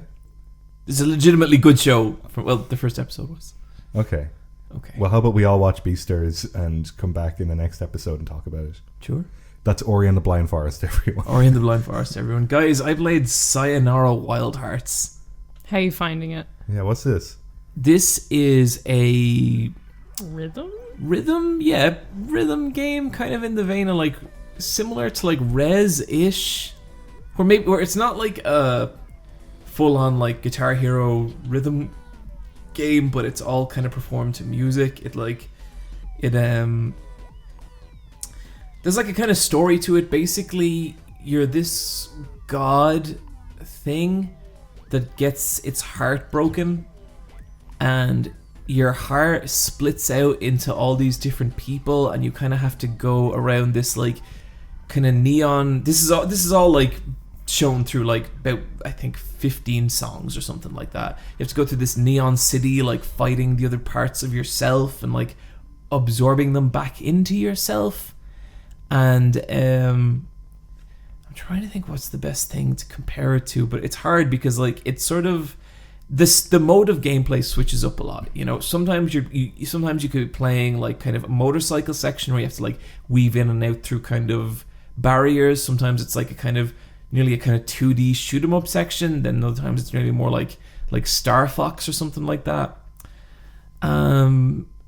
It looks really cool. I think if people do not know what this game looks like, its aesthetic is really super strong. It's all like flat neon colors and stuff, and the music's really good as well. I've heard people say that like if you're not into this kind of music, which I describe as kind of sort of up-tempo synthwave kind of stuff, there's a lot of that. I'm very much into that, and so I was really, really into this soundtrack. But this was one of those games where like I was appreciating everything that was going on the surface, but the gameplay just didn't click with me at all. Like it really nearly felt like such a wasted opportunity for me, because what I find like when you play a rhythm game, and it's not even just rhythm games, it can be a lot of different kind of games where like you enter a flow state, you know. I get it a lot when I play like Toho shooting games, and with rhythm games, your actions can start to sync up with the music in a way that's like really amazing. Like just this kind of, you're just letting it flow, and it's awesome. The gameplay of this is so simple and so easy that I was never even close to that. Like it was always just a very conscious, now I'll go left, now I'll go right, and I'll shoot here. And the game never like pressed on my reactions enough to kind of make that connection, you know, where it's like the music and my actions were always separate. And I really ended up just not having a whole lot of fun with it. And I beat the game, like I played it beginning to end, and it was alright. Like, how long is it? About an hour and a half. And how much is it? I think it's less than 15. I think it might even be 11. Okay. And like, okay, if you look up a YouTube clip of this and it's super your kind of thing, maybe check it out. But I was left very nonplussed by it. That's that. Bryan. Yeah. Mole Mania. Mole Mania. Do you guys know what Mole Mania is? Nope. It's a Game Boy game from 1996. Nope. Do you guys know what Mole Mania? Of course we. You do now. I do The know. newest hot game. Yeah. This is a game I've always wanted, and I picked it up while I was on holidays, because in Little Tokyo they now have a retro game shop called Retro Game Camp, which is in Akihabara, but they now have a LA chapter in Little Tokyo, which is cool. And they had it for $6, and I was like, I'd been meaning to pick up that game, so I picked it up. And this is from kind of like the second wave of the Game Boy games, because the Pokemon games came out in like 97, 98. But Mole Mania is one of those like Game Boy games where it's from Nintendo's first party development company, and it's a very well designed puzzle game in which you play as a mole who is saving his wife and kids from an evil farmer called Farmer Jinbei. And you're just navigating above ground and underground, and you have to kind of like juggle both layers and push rocks around and avoid enemies. It's a very like well designed puzzle game, and it just uses the Game Boy to its full potential. You're having fun. I'm having a great time. I was not disappointed by Mole Mania. Good, $6, good purchase. $6. I couldn't believe I got it for $6. $6 well spent. Yeah, and it had a little sticker on it that said "New battery."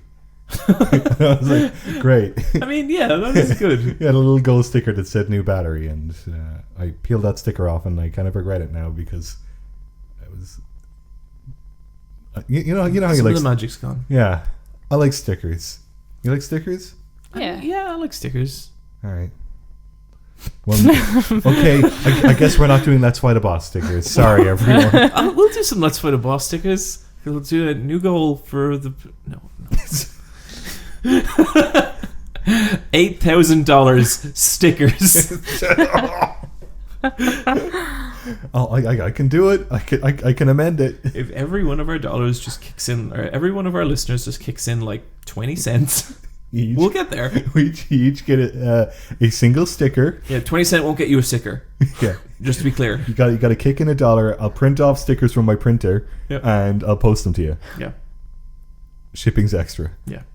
Oh, 100%. Guys, I played Indivisible. Oh, this is on my wish list. Yeah. Are you liking it? From the I'm maker, liking it. from Okay. from the makers of Skullgirls. Yeah. The makers of Skullgirls. Very similar start. Art direction? Very similar, yeah, like art direction to Skullgirls.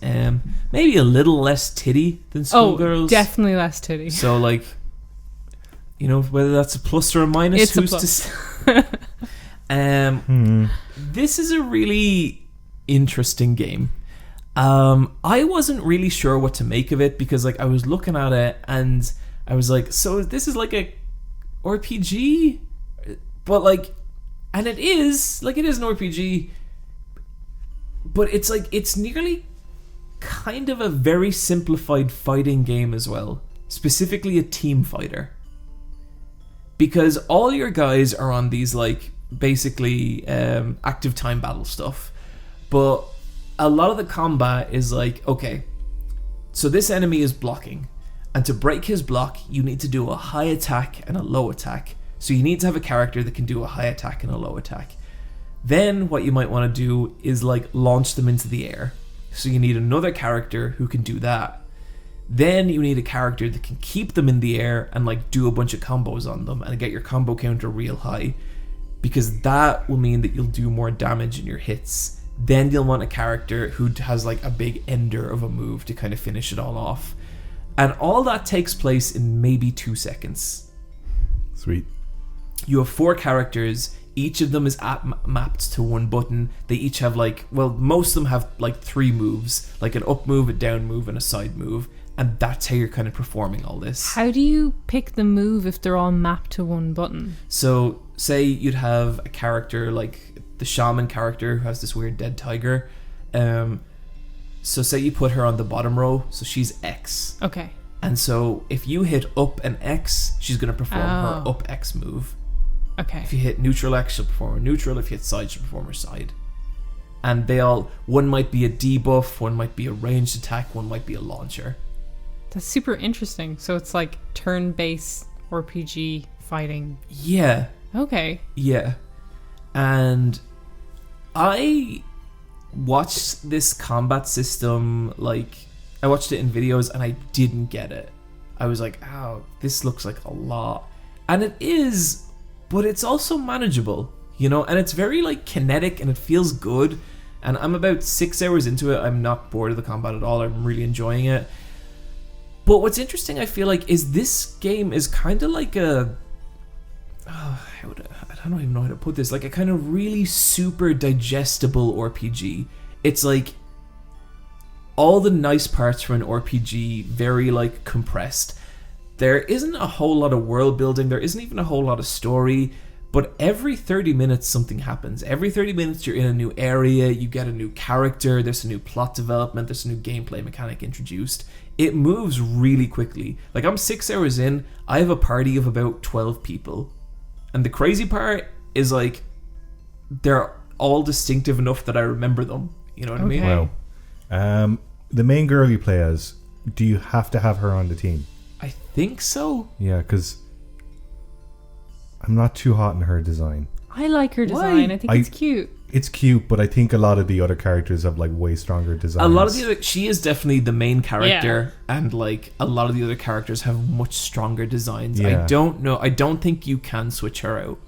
Okay. But because I love some of the other character designs. yeah, some of them are really, really strong. The writing's good. Like it's kind of gotten some chuckles out of me. There are times when it maybe gets a little quippy and a little. We're an indie game. We're indie adventure game writing. You know what I mean? Too plucky. We've been on the internet. Yes, yeah. And like I'm not like no like meme humor or anything, but just kind of, you know, that sort of post Josh Whedon kind of humor. Just, but not never so bad that it was like egregious. Just like that didn't really land. You know, that kind of way. Yeah. So the characters are 2D hand drawn. Yes. And then the backgrounds are these kind of 3D rendered, but are they cel shaded or like do they work in the backgrounds? They work fine. I would say there's a disparity between the quality of like the character animation and the background art. The background art is kind of, it's not really amazing. Like it's okay. It looks tiles. Yeah. Yeah. But the other part of it is also a kind of like Metroid game as well, you know. And sometimes that gets really interesting because you'll be fighting a boss and you'll fight them in like, you know, the RPG fighting system, and then they'll jump away and then you're fighting them like it's a Metroid game. Okay. And it's cool, you know. I think this game's cool. I don't know that this game is like gonna blow me away, and I don't know how like high on my list it's gonna end up at the end of the year. But I'm having a really like pleasant time with it. Like every time I play it, it's chill, and I like the characters. Like the characters they're all pretty fun, you know. And there's interesting things where like a plot development will happen, and the next thing you're just in a room with like all 10 of your characters, and each one of them has like a different take on what's happened, and like their lives are affected in different ways. Some of them not at all, and some of them a lot, and it's just cool. Like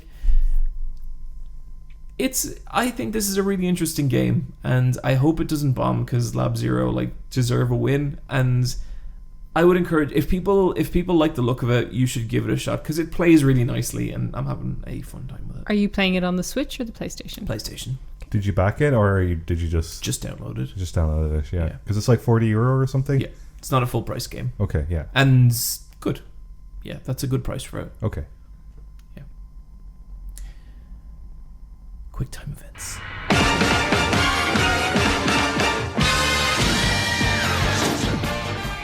Here's the hottest video game news. None of you know about this stuff, but we're going to tell you. Yeah, no one's ever talked about this before. No. We've actually dug all this information out with our own investigative reporting. Yeah. Boy, oh boy, Blizzard sure are in the Stepped in it. Are you guys pumped for BlizzCon in a week and a half? There's like protests being organized for it. Oh, I can imagine. Mm-hmm. They cancelled their Overwatch for Switch launch at the Nintendo store in New York. Yep. I think it's this week, but it's not anymore. Nope. Can't meet those voice actors now. Yeah. So, oh boy. But yeah, well-known Hearthstone player Blitz Chung, I think won his match, gaining entry into the finals of his tournaments, and said, "Free Hong Kong and a revolution." Revolution for our age. Revolution for our age, and Blizzard proceeded to basically ban him for a year and remove all his earnings. And also, and this was the part that like, well, no, it all sucks, but also fired the 2 casters who were working on tournaments. Sorry, the revolution of our times, The revolution not of age. our time, yeah. Yeah, they banned the shoutcasters as well. Yeah, this was really fucked up. Like, So is this on a Twitch stream thing? yeah, but I think it was an official like Blizzard events. And I know Blizzard esports events are a big deal, aren't they? I guess so. But yeah, they really. Now later on, they would shorten the ban to 6 months and actually give him his prize money. And I think they reinstated the 2 commentators. I'm not sure about that. I think they did, but it's just like it's been this is like we're coming in at the end of this, like Yeah. in a way, because all of this happened. They gave him back his money and shortened the ban. They've kind of given multiple reasons for this, and they've kind of been digging through their fucking terrible. yeah, through their own policies, being like, oh, there's no politics and kind of this stuff, when it kind of really comes down to financial. Did you see the Bottom line. like? It's not on Twitter. It's in like a Chinese version of Twitter, Mobo or Mobe or something like that. Did you see the Blizzard account's tweet from that? No. It was basically like, we will do what we have to defend the honor of China. Okay. Uh-huh. And that's what it's pretty much about. And it's not just Blizzard, it's a whole pile of companies. Yeah, Riot got in there as well. Mm-hmm. Riot kind of tried to get out in front of things, being like, any player who talks politics will be immediately banned. And just the idea that like this isn't like a specifically Chinese government thing. I say Chinese government as opposed to China, because like the Chinese people suffer like shit under that government as well, you know? Like, that government is fucking horrendous. Like, it's really, really awful. I like how the fans then kind of took Mei from Overwatch. I know we're not explaining this very well, and if you really want a very good overview of it, Jim Sterling's new video is great about it. But the fans took Mei from Overwatch, and they were like, okay, if Blizzard is worried about their bottom line and making bank in China, because that's what they're concerned about. They don't want to piss off mainland China when it comes to Overwatch and when it comes to their properties, because they want to make more money. Yeah, and it's not even that Blizzard... Well, no, Blizzard do make a lot of money off China. It's like 10% of their business model. But what people are saying is that it's more that they see China as a developing market. Yeah. And they want to expand the market in China. But that's an aside. People have taken Mei, the Chinese character from Overwatch, and they have like turned her into a revolutionary symbol for the Hong Kong protests. And it's just so great. Like, it's such a clever like way to protest Yeah, it. she's just dressed up like a Hong Kong protester. See, they want to turn Mei into Winnie the Pooh in China and basically get her banned, and that will affect and Blizzard. thus Overwatch. So they've already pulled a statue for her that was meant to go on sale from their store and stuff. What? Yeah. Oh my god. It's working. And everyone like, plays as Mei. There's a Mei on every team in Overwatch. like the fan artists are doing a really great job of kind of putting that out there. So Blizzard employees are doing walkouts as well? They did walkouts. They taped over like there's a Blizzard like kind of slogan about how games are for everyone. Every voice matters. Yeah, and like they covered like some of the employees covered it over, and they staged a walkout. And there's also like plans for protests at BlizzCon. So like people at Blizzard aren't happy either. It's like it is a knock against free speech. It is like it's just a reminder what like these giant corporate entities are at the end of the day. Like, they'll give as many platitudes as they want, but once their bottom line comes under risk, everything goes out the window. Like, everything. Yeah. And then people who are trying to close their accounts are getting like it's unable to close their accounts. I had heard that Blizzard has dramatically complicated the process of closing your Blizzard account. Apparently, you need like to it's send, got that dark pattern thing where like you don't know how to cancel an account. Apparently, you need to send them photo ID or something mad. They've made it more complicated after a slew of people deleted their like Blizzard accounts in protest to this. Yeah, it's grim. It's all really grim. I do think it's kind of funny. Do you remember BlizzCon last year when they announced, I think, the mobile Diablo game? Imagine being them last year and just being like, oh, that was rough. Well, next year can't be that bad. Ugh. Yeah. That's a shit show, alright. That's a shit show. But seriously, watch that Jim Sterling video about it. He lays it all out, the timeline of events. It's all very interesting, and he did a great video on it. He's a good lad, that Jim Sterling. We'll stick it in our loot drops as a collective one. Sure. We have another shit show, but let's say we leave that one till the end. Yeah. Analogue Pocket announced for 2020. Oh, yeah. Niamh sent me this yesterday. It is a portable clone console that plays the entire Game Boy library, you know, from Game Boy up to Game Boy Advance. It plays Sega Game Gear, and it plays No way. and it also plays Neo Geo Pocket and Neo Geo Pocket Color. Wow. I don't know if it does Wonder Swan. I can't remember. And it has a HDMI output. It has an HDMI output. Sick. And I think the way it plays the games is very different to other clone consoles, where some of the clone consoles, like the Retron 5, it does it via a ROM dump, which means that if you have clone cartridges, it can't read the clone cartridge because it doesn't recognize a ROM on it. But it seems to be that this has the same technology as a Game Boy Advance, where it just plays any cartridge put into it, regardless of whether it's an official or unofficial cartridge, which is good because I own a lot of like bootleg Game Boy cartridges that I'd like to play on TV. And the pixel quality and sprite detail is fantastic on it. Comes out early 2020, and I'm really hoping I can get one. Looks cool. Cool. It's you have to put your email down for like an email prompt because they're kind of of limited quality, but they look nice as well. Yeah, It looks like a nice little black or white Game Boy. yeah. There's actually another handheld console coming out in 2020 that we never spoke about, the Playdate. The crank. Yeah, the yellow one with the crank, and that comes out in early 2020 as well. It's so cool that like handheld games are coming back in this weird way, and they're just these really, really well made, custom built machines. Totally for someone like me, I guess. Yeah. But the Playdate's a machine where I think it costs like $150, and that's an LCD screen, but it's like a very detailed LCD screen, and it has a crank, and the way it works is that you buy it, and then you get 12 games, and they give you a new game every 2 weeks, and that's like season 1 of the games. Isn't that from the guys who did Firewatch, or am I thinking of a different thing? Yeah, you're right. It's the same people who are doing it. Did you see the whole kerfuffle with those guys' names? No. So they what's that thing called? Campo Santo, is that what they're called? I think that's right, isn't it? They're the guys behind that portable console. I'm pretty sure, yeah. I don't know. What's the name of that thing? Yeah, they are. It's the The people who Playdate. publish Firewatch are now making a game console. It's Campo Santo, and they're Okay. making Playdate. Yeah. Playdate, yeah. So basically, Campo Santo sent this email to another not a company, but a collection of people who I think do an organization thing called Playdate.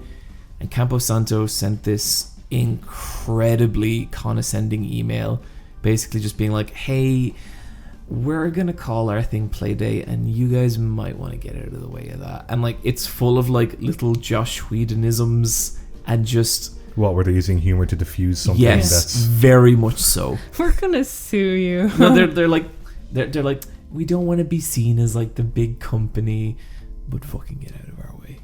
So yeah.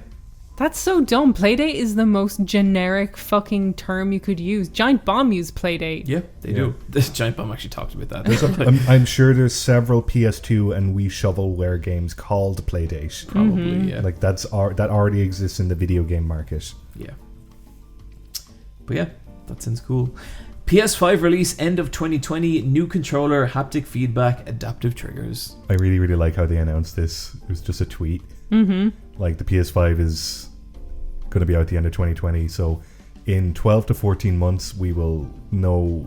But we like the PS5 will physically be in a living room of ours. So there's like renders and stuff going around of the kind of the dev console version of it. It looks like just a crazy tower. Yeah, it's like a weird bendy thing. Yeah, it has a hole in the middle of it. So I like how casual they're being about it. Like, I think we'll all remember this E3 as very memorable for how Xbox kind of had the opportunity to do more, but they kind of provided less than Sony has in just press releases and tweets. Yeah. They're being so casual about kind of such a big thing, which I like. Yeah, it's the way to handle it. Yeah, it's like they don't have an image, but they're like, yes, it is called PlayStation 5 and it will be out in 2020.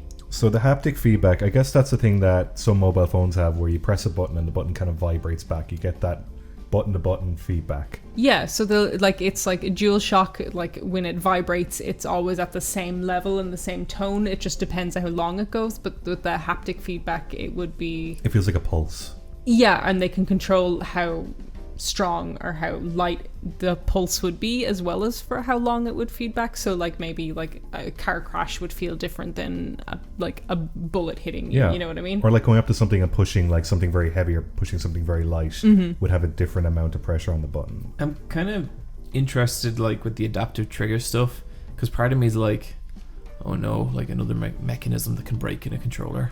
But then it could be kind of cool as well. It's like that's been out in the Pro controllers for both the consoles. Oh, really? So like they have it, you know. So okay, that kind of makes me feel a bit better about it. I really hope they keep the big middle button. Me too. I love it, and I hope they keep the speaker, and I hope they keep the share button. Yeah, the share button is good. The share button's super handy, and I really like that you can like tap it or hold it down, and it has the different function. I just stuff like that where they double it up, but it's a very naturalistic kind of reflex is good. Xbox needs to commit to the dedicated screenshot and button. They're the only one who hasn't got it, and it's really missed. Guys, let's talk about Enchanted Portals. Man, this game looks good. I'm really just feeling the style of this game. What a fresh, original visual spectacle. Yeah. Anyway, moving into emails. Nah, I think we gotta take out the critical hammer. So give it a slam. I think we all kind of, I don't know. I had a real like watching this trailer for the first 20 seconds where I was like, you know what? Like when it's just the cutscene bit, I was like, fucking people. That's just Rubberhose animation. Fucking Cuphead didn't invent that. And then the gameplay starts, and you're like, oh. So this is people who took the part of homage, and went, what if we just made it? What if we just do it? Like, what if we just made it? No one can stop us. So this game very much looks like Cuphead, but it's about two, like, a boy and a girl, like they're little magicians that get sucked into a magic world. I will say, I actually like how a lot of the game looks, but those two characters look awful. I think it's all over the place. I think it's very emblematic of different artists working on stuff. So like the kind of the opening that you see is very like it looks like a Newgrounds animation. Yeah, Newgroundsy, flashy. Totally. It's nowhere near as like competent as the rest of it. Yeah. But then it gets into the world, and the background, the first world they show in this trailer is so Cuphead. Like the rendering of the background is very colored the same, but then they go to a different world where there's a dog who is in a kennel, and the rendering of the world. That to me looks like Nickelodeon 90s cartoon. And it's like they're pulling from different aesthetics and different inspiration, but they're kind of just like copying it, and none of it is cohesive, but all of it's mostly Cuphead. It's exact same Cuphead, like platform shooter boss rush. It's that. It's not kind of like that. It's that. They're shooting out of their fingers. They have their little finger up, they're and shooting they're out like, ones. It's got, okay. Yeah, but like it's got the exact same timing. Yeah. And skeleton of another game. The only thing I notice is that it seems a lot simpler in that there's way less going on screen. Like it seems like this actually seems like a game for children. Mm-hmm. Yeah, there's probably way less going on because they don't know how because they studied Cuphead and they broke it down frame by frame, but they don't actually know how they make Cuphead. Yeah. And I there's stuff I actually like how some of this looks. You know, I think some of the boss characters look really fun. No, it's very competent. There's a pirate ship with a bunch of sharks. But that pirate ship looks like it's out of Shanty. Yeah, it does. I feel like... But it's crew of sharks, Niamh. But every idea, I feel like you could probably be like, I've seen that better somewhere else. I think that witch is really cool. everyone's like, oh, that witch is such waifu material. It's literally a woman with boobs. Hey, I never said that. And purple hair. And purple hair. Like, it's just in all the who comments. It doesn't was like a like, boob? yeah, totally Cuphead ripoff, but like, what a waifu with the witch. Like, it's just a witch. You wouldn't understand, Niamh. You're just not into women. Boys are just so easy. Yeah. Look, boobs are really cool. Agree or disagree, Niamh? We all think boobs are cool, Neil. Yeah, look, we all think boobs are cool. They're great. It's just like, I'm not gonna... Episode 110, boobs are cool. Oh, I don't know. That's the secret People's name. willingness to look up past everything else and just be like, yeah, but nice boobs though. It's like, fuck all of you guys. Yeah, I could never understand someone who thinks that way. Yeah, just a complete lack of critical thinking. Scoff. Okay. It's a Kickstarter game as well. Has the Kickstarter Has it launched? gone No, up? it's October 26th. Okay, Boy. like, It's do so you guys spooky. think this looks well, or like? No, I think it looks like shit. Really? It looks 'Cause cheap. Yeah, like- It looks cheap in most But places. see, I think it looks like a cheap version of Cuphead, which is still okay. Yeah, but I think it's like I don't think they don't have an art director who cares about cohesion. Like, some of it looks good, other bits of it look shit, and there's no rhyme or reason to it. 100% fair. Okay, so like the thing with this game is, it's hard to tell if it'll do well or not in Kickstarter, but Let's Players and streamers and all that are all gonna wanna play the full final version of this game so that they can get some good material out of it. And like, I want to know what happens next with this game. Yeah, you see, I'm kind of fascinated. Like, I really want to see how far this goes. Like, I can't believe that someone ripped off Cuphead so thoroughly. You know, like, that's so weird to me. And Cuphead, like, there's probably much easier games to rip off. Yeah. It's so strange from every angle. I'm going to be following this very closely, because I also noticed it came out and there was an immediate backlash, but then there was a backlash to the backlash. And now there's people like defending the witch it. guys. I like how their email as well, their kind of response to it was just like, yeah, I mean, it kind of looks like it. We like Cuphead, but it's just like totally ignoring it, really. It's just like, yeah, I mean, you could say that. You could say a lot of things. Niamh, you gotta admit that witch is pretty hot, though. She is like great tits. Heard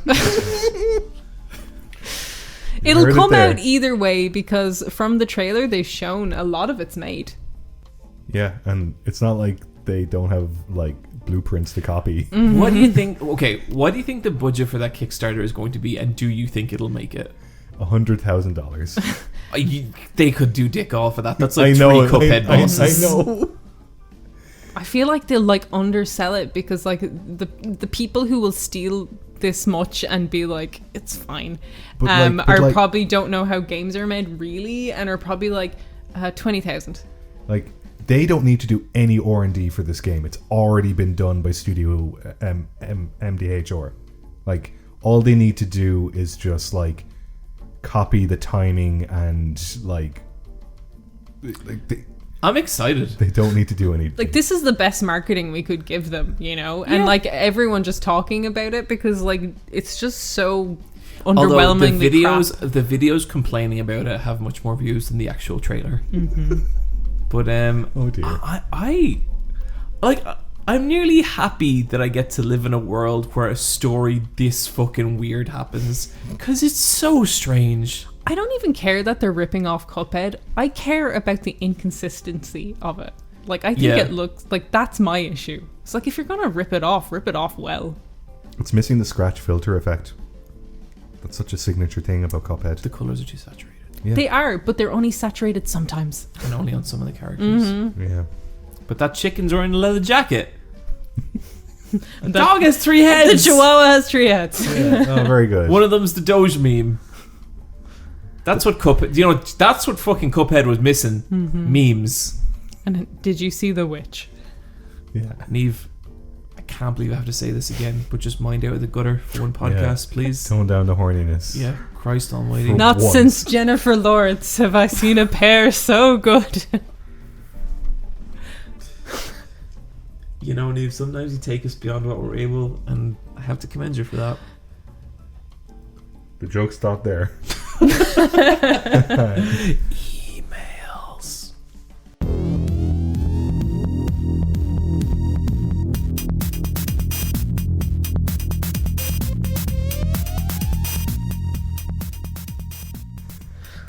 Do you like boobs? Do you want to email us about boobs? What are your theories on boobs? Yeah, because there's a lot of wild ideas going around, and you must have one. How would you email us? Niamh, John, how would you email us? AskLet'sFightABoss@gmail.com was where I'd start, let me tell you. Yeah. And I'd kind of work my way up from there. You can ask us something. You can pretend that we're asking you something. Brian, what kind of emails do you like to get? I like... Because we get a lot of emails. I like emails where they've like broken down everything by paragraph. I don't like the one where it's just a big lump of text. Let me tell you, if it's a paragraph, you're already fucking stopped me reading. 2 out of 3 of us are dyslexic, and Brian does not give a shit. No. I like the ones where it's just one sentence and like just, I don't want to know anything. I'd like a poem. If anyone's a poet out there and wants to send a poem, Definitely get a poem. We will definitely get a poem. I'll read it out if it's a good poem. No, you won't. I want to hear a childhood story. Did you shoplift a Mars bar? Tell me all about it. I did. Did you feel bad? My mom made me bring it back. Oh my god. Yeah. And what happened? Did you get fucked up? No, I didn't. Boy, I felt like an idiot. And I was like, Mom, what? We could get it. I'll give you something. But no, she wouldn't listen. I'd say she had a great time. Yeah. Anyway, we have Anyway. Yeah, we've got some emails here. Let's read out some of these emails. Okay, I'm going to read out this first one from Felix. He's got some quick fire questions for us. Hello, ladies and gentlemen. Number 1, Niamh and Bryan, you have to choose a subject for Jim to make a video on that will be the least fun and most emotionally draining topic to cover. Wow, that's insidious. I think I said before to you that the best and only good aspect of being friends with a YouTuber is recommending video ideas to you to your face, because you can just see the light from your eyes disappear in real time. Just a barrage of not good ideas. It's just like, because you get that every day and you kind of think your real life is where you're free from it, and then you'd be like, hey John, I have a good idea for a video. Have you seen The Good Wife? Because I don't think people have talked about it enough. I think anime YouTube needs a really good wife breakdown. Yeah. What happened there? There was a lot of stuff backstage between the actresses. I didn't know that was an animated show from Japan. Yeah. So what subject would you pick, Brian? Just like a popular thing that everyone has a dumb opinion on. And I want you... Those are my least favorite videos to make. Okay, so let's just pick... Okay, like, there's a new Star Wars out this Christmas. Oh! Okay, Oh, I already feel so tired. I want a beginner's guide to Star Wars. No, beginner's guide is like... Like, it has to be just like... why The Last Jedi is better than Rise of the Skywalker, or why Rey should be a Skywalker, or something like really like contentiously Star Warsy. Okay. I know this is like a joke topic, but it's genuinely like draining the life. You from look my bones. pained. Why Poe Dameron is my favorite. I barely know who that is. What BB-8 could mean to Star Wars. Oh. Just like any, just like... I don't want to make this video. Haldo was right. I don't know who that is. Han did not shoot first. Because he didn't. I could actually have some fun with that, because The People vs. George Lucas is my favorite Star Wars movie. That's a pretty fun documentary. Okay, next question. No, I really want you as well, like, and it's you talking to the camera, but you're painted up like Darth Maul. But you're like, hey, it's me, Chewbacca, what's good? I want you to upset people. Okay. I want those comments, so they're set up so that you get an email for each comment. Sometimes I do think about, like, what video could I do that would piss people off the absolute most? Did I ever tell you about my original... Super Smash Brothers is the worst game ever made. That should be... Mother's Basement has a video about that. Really? Oh, okay. Never mind then. He has a video called I'm sure he gets Smash a lot. Bros. Why Smash Bros. Isn't a fighting game. Wow. I'm sure that goes That's down just well. like kicking a hornet's Yeah, I nest. was like, oh, Jeff, what are you fucking I doing? want to eat bees for money. Don't do that. But, what was I going to say? Why Crash Bandicoot is better than Super Mario. I had one before, and I didn't do this idea because I thought people would, like, legitimately fucking kill me. Yeah, your personal safety is not worth it. But, I know people wouldn't. You remember my original wrestling video? The original name for that was "What's the best shonen anime?" And the thumbnail was going to be like Naruto, Bleach, One Piece, Yu Yu Hakusho, Dragon Ball Z, and a tiny little John Cena in the corner. And it was just going to be like a 1 minute spiel about how important shonen is and which is the best one, and then 30 minutes of me talking about professional wrestling, because it was an April Fool's video. I didn't do that. I kind of think you should have. It could have gone both ways. Yeah. Yeah, it really could have. But I also don't like to fuck with... I like to fuck with people's expectations within a video, but I don't like... When someone clicks on a video, I like them at least have some idea what they're going to get, you know? Yeah, you're not really known with your channel for playing tricks on fans. I know, like, us as a podcast, do some fooling. I do talk about fireworks safety in my next video. Okay. Stay safe. Yeah, It's important. What are questions from Felix? What are some of your guys' favorites trailers in terms of independence from the release product? To narrow it down, let's just say the video game trailers. For example, I thought the CG Dead Island cinematic that played in reverse was a really cool trailer, but I didn't think it was very much like the game. No, that's a very good short film. That's Nothing to do really with that is tangentially related to a video game. Yeah. I mean, I love them both, but the original Dark Souls trailer fucking rules. The Bartholomew trailer. I don't know that one. It's just this really raucous kind of folk country song and a montage of Dark Souls bosses, and it's just amazing. I'm gonna loot drop it. That's my loot drop. Forget whatever else I had. I think one of the first things I've seen of Silent Hill 3 was the music video for You're Not There. Yeah. And I thought that was so good. And at the time I was just like, whoa, she looks like a real person. She does, yeah. And it was like such a like just white room and her walking to the beat. And I thought that was freaking great. Creepy monsters wheeling her around in a wheelchair. It was a good time. Heather's so good. I really liked Final Fantasy 13's My Hands trailer that went up. I thought that was pretty good. Like Leona Lewis at the time, that was good stuff. Final Fantasy X had a fucking amazing trailer that came with a demo disc that I watched about 80 times. Shame about the game. John, shut up. That's the video I want John to make. Why Final Fantasy X is the best Final Fantasy? Because it's true. John looks like he's gonna fucking kill her. I can't even understand that. Even you know that's not true. Yeah. No, it is true. It's the best Final Fantasy game. Niamh. 11's the best one. Come on. Everyone talks about 11. As someone who played it and hated it, I remember being killed by a bug and then my XP went down. I dropped a level. That's such a good feeling when you drop a level in a game. It's like, why would someone do this? What about you, Bryan? I don't know. I'm having a tough time coming up with an example.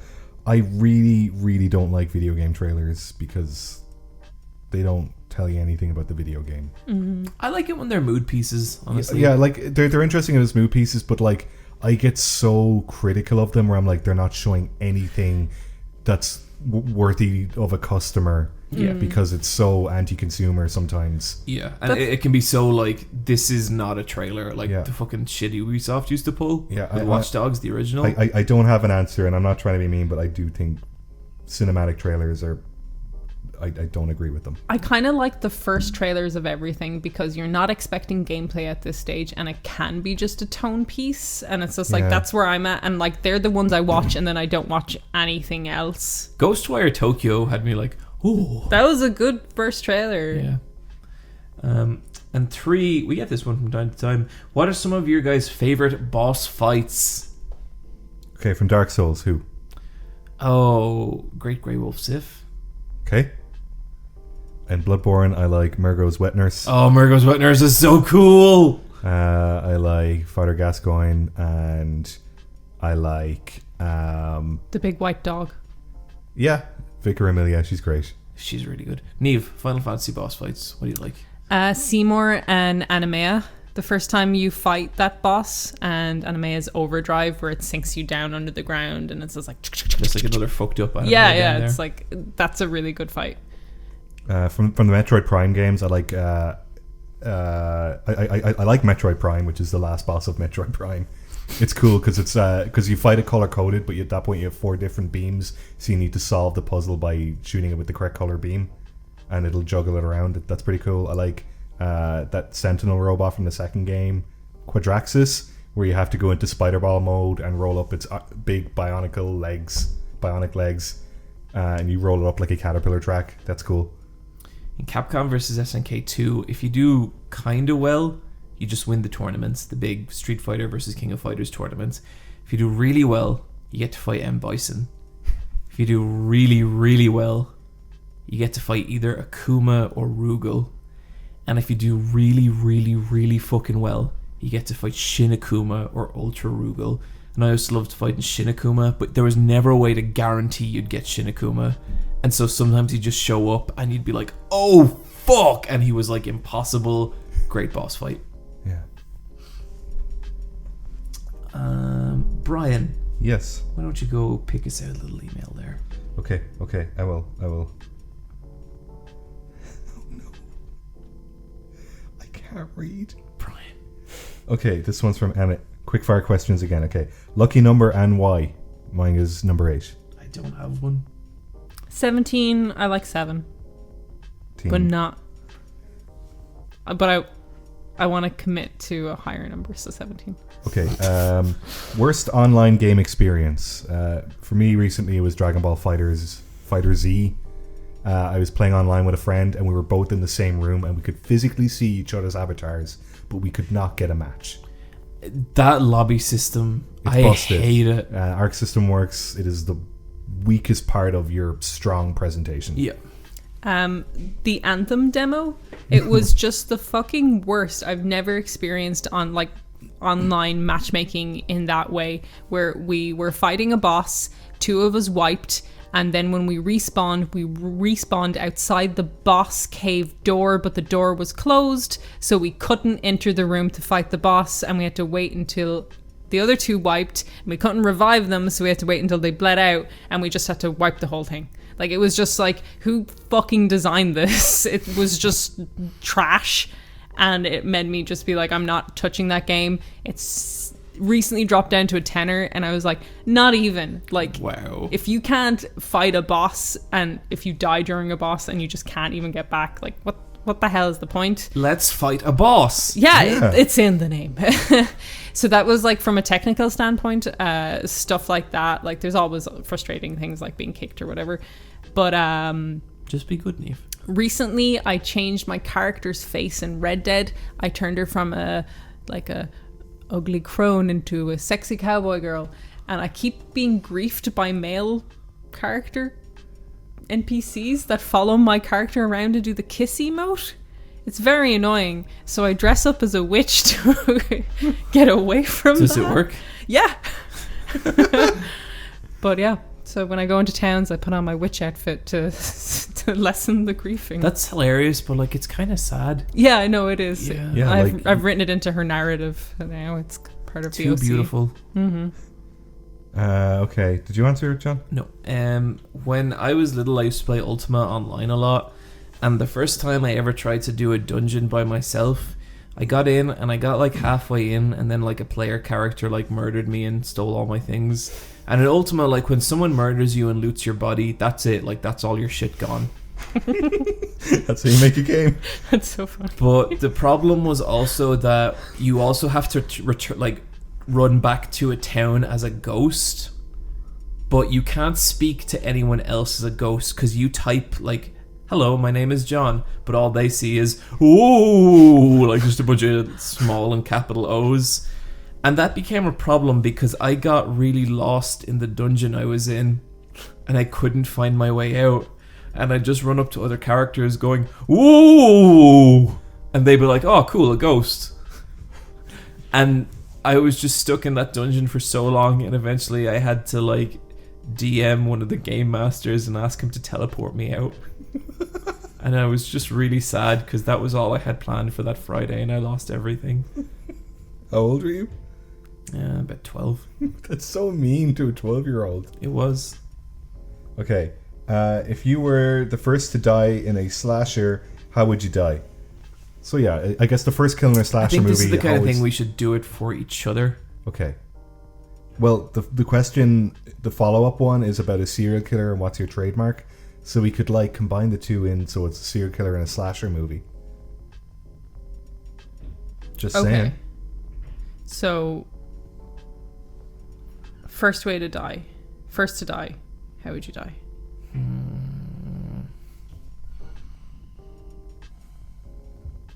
This is a tough one. Yeah. Let's say we're at a summer camp. Let's just like, because you know, all the slasher movies are at summer camps. They're in some sort of, you know, late teen suburban forest environment. Semi-suburban. There's a guy in Grappler Backy who gets murdered and then sealed in a punching bag. Ooh. I kind of see that's how I go. That's pretty good. It's pretty good. All right. The way I find it is that it's like, hey, Billy, come out and meet me in the woods and we'll make out. And he's like, okay. You do love making out. And he's like, okay, baby. And then he goes out to the woods, but it's like too dark. And he's like, I think I found you, baby. And he's making out with the body. and then like... Bryan, who are you in this scenario? Who are you? I'm Bryan. Bryan, you're cheating. Just there Yeah, you're being just like, saying shit. He's just making out with a corpse. I'm the corpse. Got him. That's pretty good. That's pretty good. And it takes Billy like a good 2.5 minutes to yeah. real. He's like, where is it? What's this? And then he like gets a torch, because you know they always have like a pocket torch, and he's like, whoa. Well, obviously, because I'm the brainy glasses of the bunch, I will be walking to the local library that has a giant book made out of bronze to show that it is a library. The old bronze book. Yeah, you know how libraries in Impossible movies have these amazing sculptures outside? Specifically of a book, an open book. And that open book will fall on me and squish me. And it will be like, I died under the weight of knowledge. How ironic to think that the book, the mighty book, was what killed her. I love the scene where someone's like, I guess the pen really is mightier than the sword, and then someone else just goes, what? Because like the next question is like, if you're a serial killer, what would be your trademark? But Oh, jeez. But like, I think serial killer is like too awful a question, so I think it's better just to kind of like put it into the So slasher. if we were a slasher killer. Yeah, I'd rather that was the question. I'm Okay. sorry. Did any of you guys listen to this week's Case File? I No. can't listen to that stuff. Fucking maddest shit I ever heard in my life. Okay. It's about this Madder little than dude usual. called... Wait, like, no, I fall asleep to Case File. I could not sleep for this one. It's about this dude called, like Little Mickey the Killer or something. But it's about... Little Mickey. But If it was called Little Mickey, it's I'd go about mad this too. fucking dude, and I swear to God, he kills like 100 people. What the fuck? Where? Prison? Okay. I guess that's where you do it. American prison? I can't remember where it was. And I don't want to say It's where it either is 'cause America or Australia. It wasn't America. It was somewhere. It might have been the Dominican Republic, but I think I could be wrong about that. I Okay. think maybe South America. I don't remember. But yeah, it's just one of those things where I'm like, is like the devil real? But anyway, okay. If we were slasher film killers. Okay, If we were serial killers. Okay, so I'm called the Dark Web, Oh shit. and you hire an assassin to kill someone you don't like, but guess what? You shouldn't have done that because he's actually going to kill you because you were being bold on the internet, and it's a metaphor for online bullying. Just That's saying. really good. And like, what's your calling card? What? I hang you up in a dark web, and they're like, "Whoa!" It's like they're in some sort of spider's nest, and someone goes, "No, dark web." And like, it's a really, really old man, and they're like, "Who's he?" And he's like, "He's been on the internet for like 50 years." And they're like, "Has the internet been around that long?" And they're like, "It has if you've worked in the government." Spider's nest is the funniest thing. And like, obviously the thread is like, you know, it is of a dark color. It's also got Matrix code running through it. There's a bit where someone has to hack, and they're like, tap tap tap tap tap tap tap. But the hacker loads in the killer, and then the killer comes out of like the CD drive. It's really good, guys. It's got Octavia Spencer in it. John, what is your serial killer calling card? Okay, so it's, imagine like a sitting room, and it's just like a couch and a television, but there's like an unbreakable glass panel going down like the center of the room, cutting in half, so like going over half the couch, half the television. And so you wake up and you're just there, and there's a knife in front of you, and I open a door and come in on the other side of the glass panel, and I go, hey, so for the next 79 hours we're gonna have a little talk about some of my favorite wrestling matches, and I just talk about wrestling until you take the right knife and slash your own throat. Whoa. Kind of makes wrestle talk a bit weird now, but let's just see how we get on for Yeah. the foreseeable See how future we of get on. this podcast, and whenever one of those pay-per-view events happens. You could call it pay-per-view. Niamh, what's your gimmick? Okay, call me the farmer. You planting seeds? You reap what you sow when you meet the farmer. That's pretty good. I was gonna think I'd just like kill someone but stuff them with hay and kind of make them living scarecrows, or just like say someone dies in their apartment and the cops come in, and like then there's just like a small petting zoo in there, like a goat and a chicken. I really love the idea that like the deputy is like, this scarecrow is so lifelike, and then he's like, Morgan, get away from there. We gotta interview this woman. There could be a killer around here. Or it would just be like, I would write Niamh was here, but like just really. And people don't know how to pronounce it. Yeah. They're like, What the fuck Niamh? is Niamh? Niamh, what is it? So we need to find someone called Niamh. And Niamh's like, yeah, let's get him. All right. What's your favorite Halloween memory?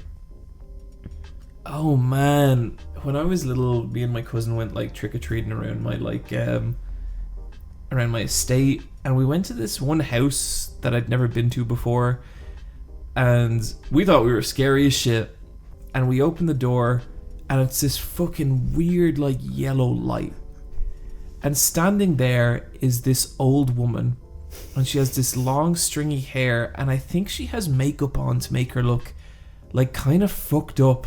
Like Maybe frightening, like for Halloween. Yeah. Yeah. And she really scares us because she doesn't do anything like sudden, but she's like, would you boys like to come in? And we're like, no. And she's like, and she's really trying to make us come in. And she's like, oh, you should both come in. And we're like, no, we're not going to do that. And she's like, okay.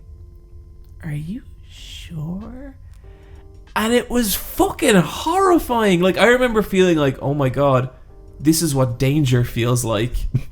And it was really scary, but in hindsight, it's like, what a unique Halloween memory. What a performance that woman put on. Yeah. That's really good. She really committed to the bit. Yeah. She was just being nice. I think she knew what she was She doing. was just fucking with Yeah. children. But she really, I think it was maybe the first time someone really successfully fucked with me and I became aware of it. You know, that kind of way. And it's been downhill ever since. Boy, has it. I guess my Halloween memory is also trick-or-treating, but mine isn't like a scary one. It was just like score. I got some good stuff in my trick-or-treat haul. I was trick-or-treating with friends. We went to this one dude's house. He was like a single man in his late 20s, and obviously he did not have any sweets for the kids. And he had some sweets, and then he got to me, and he was like, here you go. And he gave me a $5. Nice. And the other guys were like, what the fuck? And I was like, what of it? There was another guy I called to before, and he opened the door and he had a scraggly beard and a shirt and no pants on, and then a really tiny dog ran out and he was like, no, catch that dog, and he ran down the street trying to catch the dog, and we just stood there, and then he caught the dog. It was like a little Yorkshire Terrier, but like a puppy. And then he went in and he was like, I don't have any sweets, and he brought us like a bunch of copper coins and just dropped them in our bag. Sounds like the Irish Halloween experience. Yeah. Did you get to trick-or-treat? Because I know you kind of lived out in the middle of nowhere. Yeah, there wasn't a lot of houses for us to do it, and there were some areas we weren't allowed because there was a crazy guy who lived there. Oh yeah. But we Ireland's got like to, that. Yeah, we got to trick or treat. We used to get like your mix of coppers mostly and food, but you'd count it up and you'd get a $5 out of it at the end. Hell yeah. Yeah. I remember one time my family were moving house to a different house and we had nowhere to trick or treat, so we went trick or treating at a friend's nearby park at their estate, their housing estate, and we went to this one house and it was a mom and she was so lovely. She was like, "You guys look amazing," and I was like, "I'm the devil," and she was like, "You sure are, like, you know, just look great." And then from upstairs we could hear, "Mom, can I see the costumes?" And she was like, "No, David, you stay in your room." And we were like, "Oh, she's a really mean mom." Maybe David was a very delicate young man. Either David was like very delicate or David had fucked up and he was grounded for Halloween. Do you ever meet kids like that when you're little who are like, they're just very sensitive and you could totally fuck them up if you wanted to? Like that you could trick on them, you could everything. Tell them lies and they would believe it. Niamh knows what I'm talking about. Yeah. It was my brother and sister. Oh, we move on into some Patreon shoutouts. I think we will. So we have a Patreon. Do you know? Do you I didn't know guys we want have Patreon? Yeah, we do. So Patreon is like this website where you just Do we get money from there? You do. So you put in an amount of money and then you just let it do its thing. Okay. Nothing happens to it. Okay. so it doesn't matter. You could put in like $1. You could put 100. Doesn't. Yeah, nothing. guys, don't worry about. Oh, God, don't do that. There's so many times with this section where I'm like, we crossed the fucking line. Like, we're just lying to people. At some point, the Patreon's gonna get taken away from us because, you know, like, who knows what Patreon is. Oh, the second that Patreon gets shut down, I'm just gonna be like, well, we flew too close to the sun a long time ago. To all our current patrons, thank you so much. But like, even like, if someone's a fan of the podcast and you don't want to donate to the Patreon, that's fine. You can also trick someone else into doing it. Yeah. That also, like, to us, it's all the same. Yeah. Or conversely, you could leave us an iTunes review. You could, yeah. Okay, yeah, that'll, you know, we like that. Yeah, say something nice about us on the internet. No, be honest. Be fucking honest. I want 4 stars, and I want to know why we didn't get that 5th star. What did we do wrong? How can we get angry at ourselves? Tell us. There's also one other little advantage to the Patreon. You can have your message read out on the Let's Fight a Bot. It's like you're the 4th member. And who doesn't want that? You're really like, each time we record a show, there's a 4th chair that's empty. We're looking at it there. Currently, it's stuffed with wires. You could be that spaghetti junction. Yeah. And like, from what the people on the Discord tell me, the Let's Fight a Boss, being an official member of the Boss Rush, it improves your life so dramatically. Some say nearly as high as 40%. That's a big number. Yeah. If you think about it, if you broke it down in a pie chart. Mm-hmm. Like, not 50%, because that would be insane. That's a bit ambitious. Yeah, that is. 40% is solid baseline. 40% is also like the kind of upper echelon as well. Realistically, you'd be expecting 20. Yeah.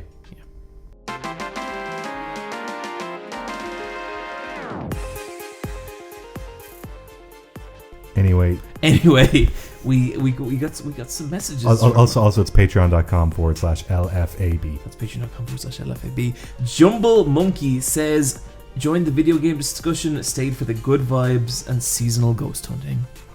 Oh, what a time. This is from Leon X8. If they change the name of the podcast to Let's Fight a Moth, they can be La Femme. Elfam. It's Elfam. No, La Femme. Le Femme. It's French. There you go, everyone. Le Femme. Shia Le Femme. That's the actor's name. Sadik Speak Greek says, when are we going to fuck around and have a live exorcism for John? I can't. I don't ever want to. It's like I worry that if all the ghosts leave me, I'll just crumple into a pile on the floor. He's like Mr. Burns. He's been kept alive by the spirits. Yep. Like, at this point, there's no human left. So there you go. Those were absolutely worth it. I know I'm happy. Are you? Thanks to our lovely patrons Yeah, for you supporting guys are us. awesome. Oh yeah, you guys are the best. you know, we're just fooling. We also super appreciate tolerating our bullshit. Yeah. Loot drop. It's the end of the show. Here's some stuff for you to look at on the internet. Mm-hmm. You found our podcast. I'm sure you've never seen this stuff before. Niamh, what do you got? Oh god. So Trisha Paytas Oh. has a parody version of Troy Bolton's classic "Bet on It" song from High School Musical, and that's all Trisha Paytas is known for right now, currently. What else is going on with Trisha? Oh, she's doing meth. she's doing Met with Aaron Carter. She's making silly videos about her identity, but like that is literally not the first and won't be the last time. She's the biggest troll on the internet. Yeah. It comes in waves of every 2 or 3 months. There's like a surge of like a controversial video followed by like apology crying and then apology crying in her underwear. She's like a social experiment, I'm convinced. Would you guys hang out? Do you think we could get Trisha Paytas on the podcast? Oh, I don't know if I want that to happen. Yeah. I'm gonna start gradually, because YouTube's smaller than you'd think. I'm gonna start gradually following those threads until I can get to her. I think me and her would get on great. You know how I was on holidays in LA last week? If you type into Google like her address, you could just see it on Google Maps. Oh, that just terrifies me to my fucking core. And I was like, I could walk there? No. So No. next time we're in LA, John, let's make it happen. You know what? Yeah, you're going to backtrack out of your fucking joke now? I am, yeah. It's too real now and I don't like it. But the actual real loot drop is Jim Sterling's video on Blizzard and the China debacle. Yep, that's a good way to put it. Yeah. Because I don't know the title of the video. Okay, I got 2. I got that Dark Souls trailer, the Dark Souls Bartholomew trailer. Seriously, guys, it's really good. And then also, this is from another video from Stop Skeletons from Fighting, and I think it's called the YouTube Horror Story. Yeah. And this is basically just Derek's account of the shit he's had to put up with for like the last year or so with YouTube and how it's been. And I think it's like, this is a really good video for people to see, to kind of realize the kind of knife edge a lot of these YouTubers are kind of walking on and how difficult it is for them. I am very fortunate in that, like, this is not my reality right now, and I'm very thankful it's not. But I think YouTube is it's a difficult, cold place for a lot of people, and I think this video really exemplifies that.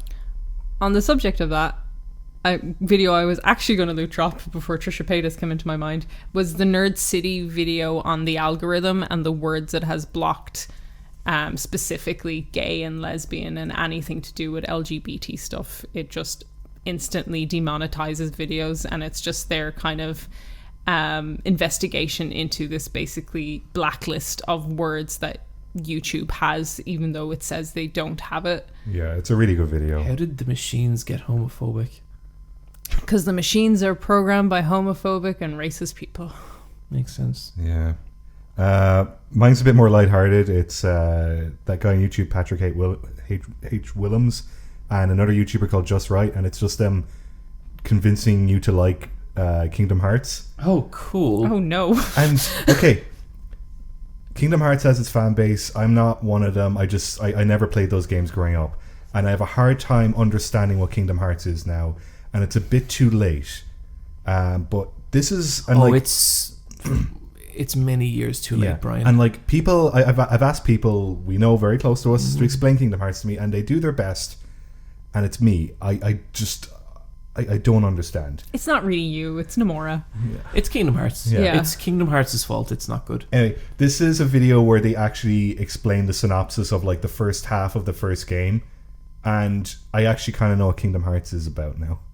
No, you know what the first half of the first game is. Yeah, that's enough. That's all I need to know. I have a video on Twitter that you can watch as well. It's pretty succinct. It's like 2 minutes long, and it pretty much nails it.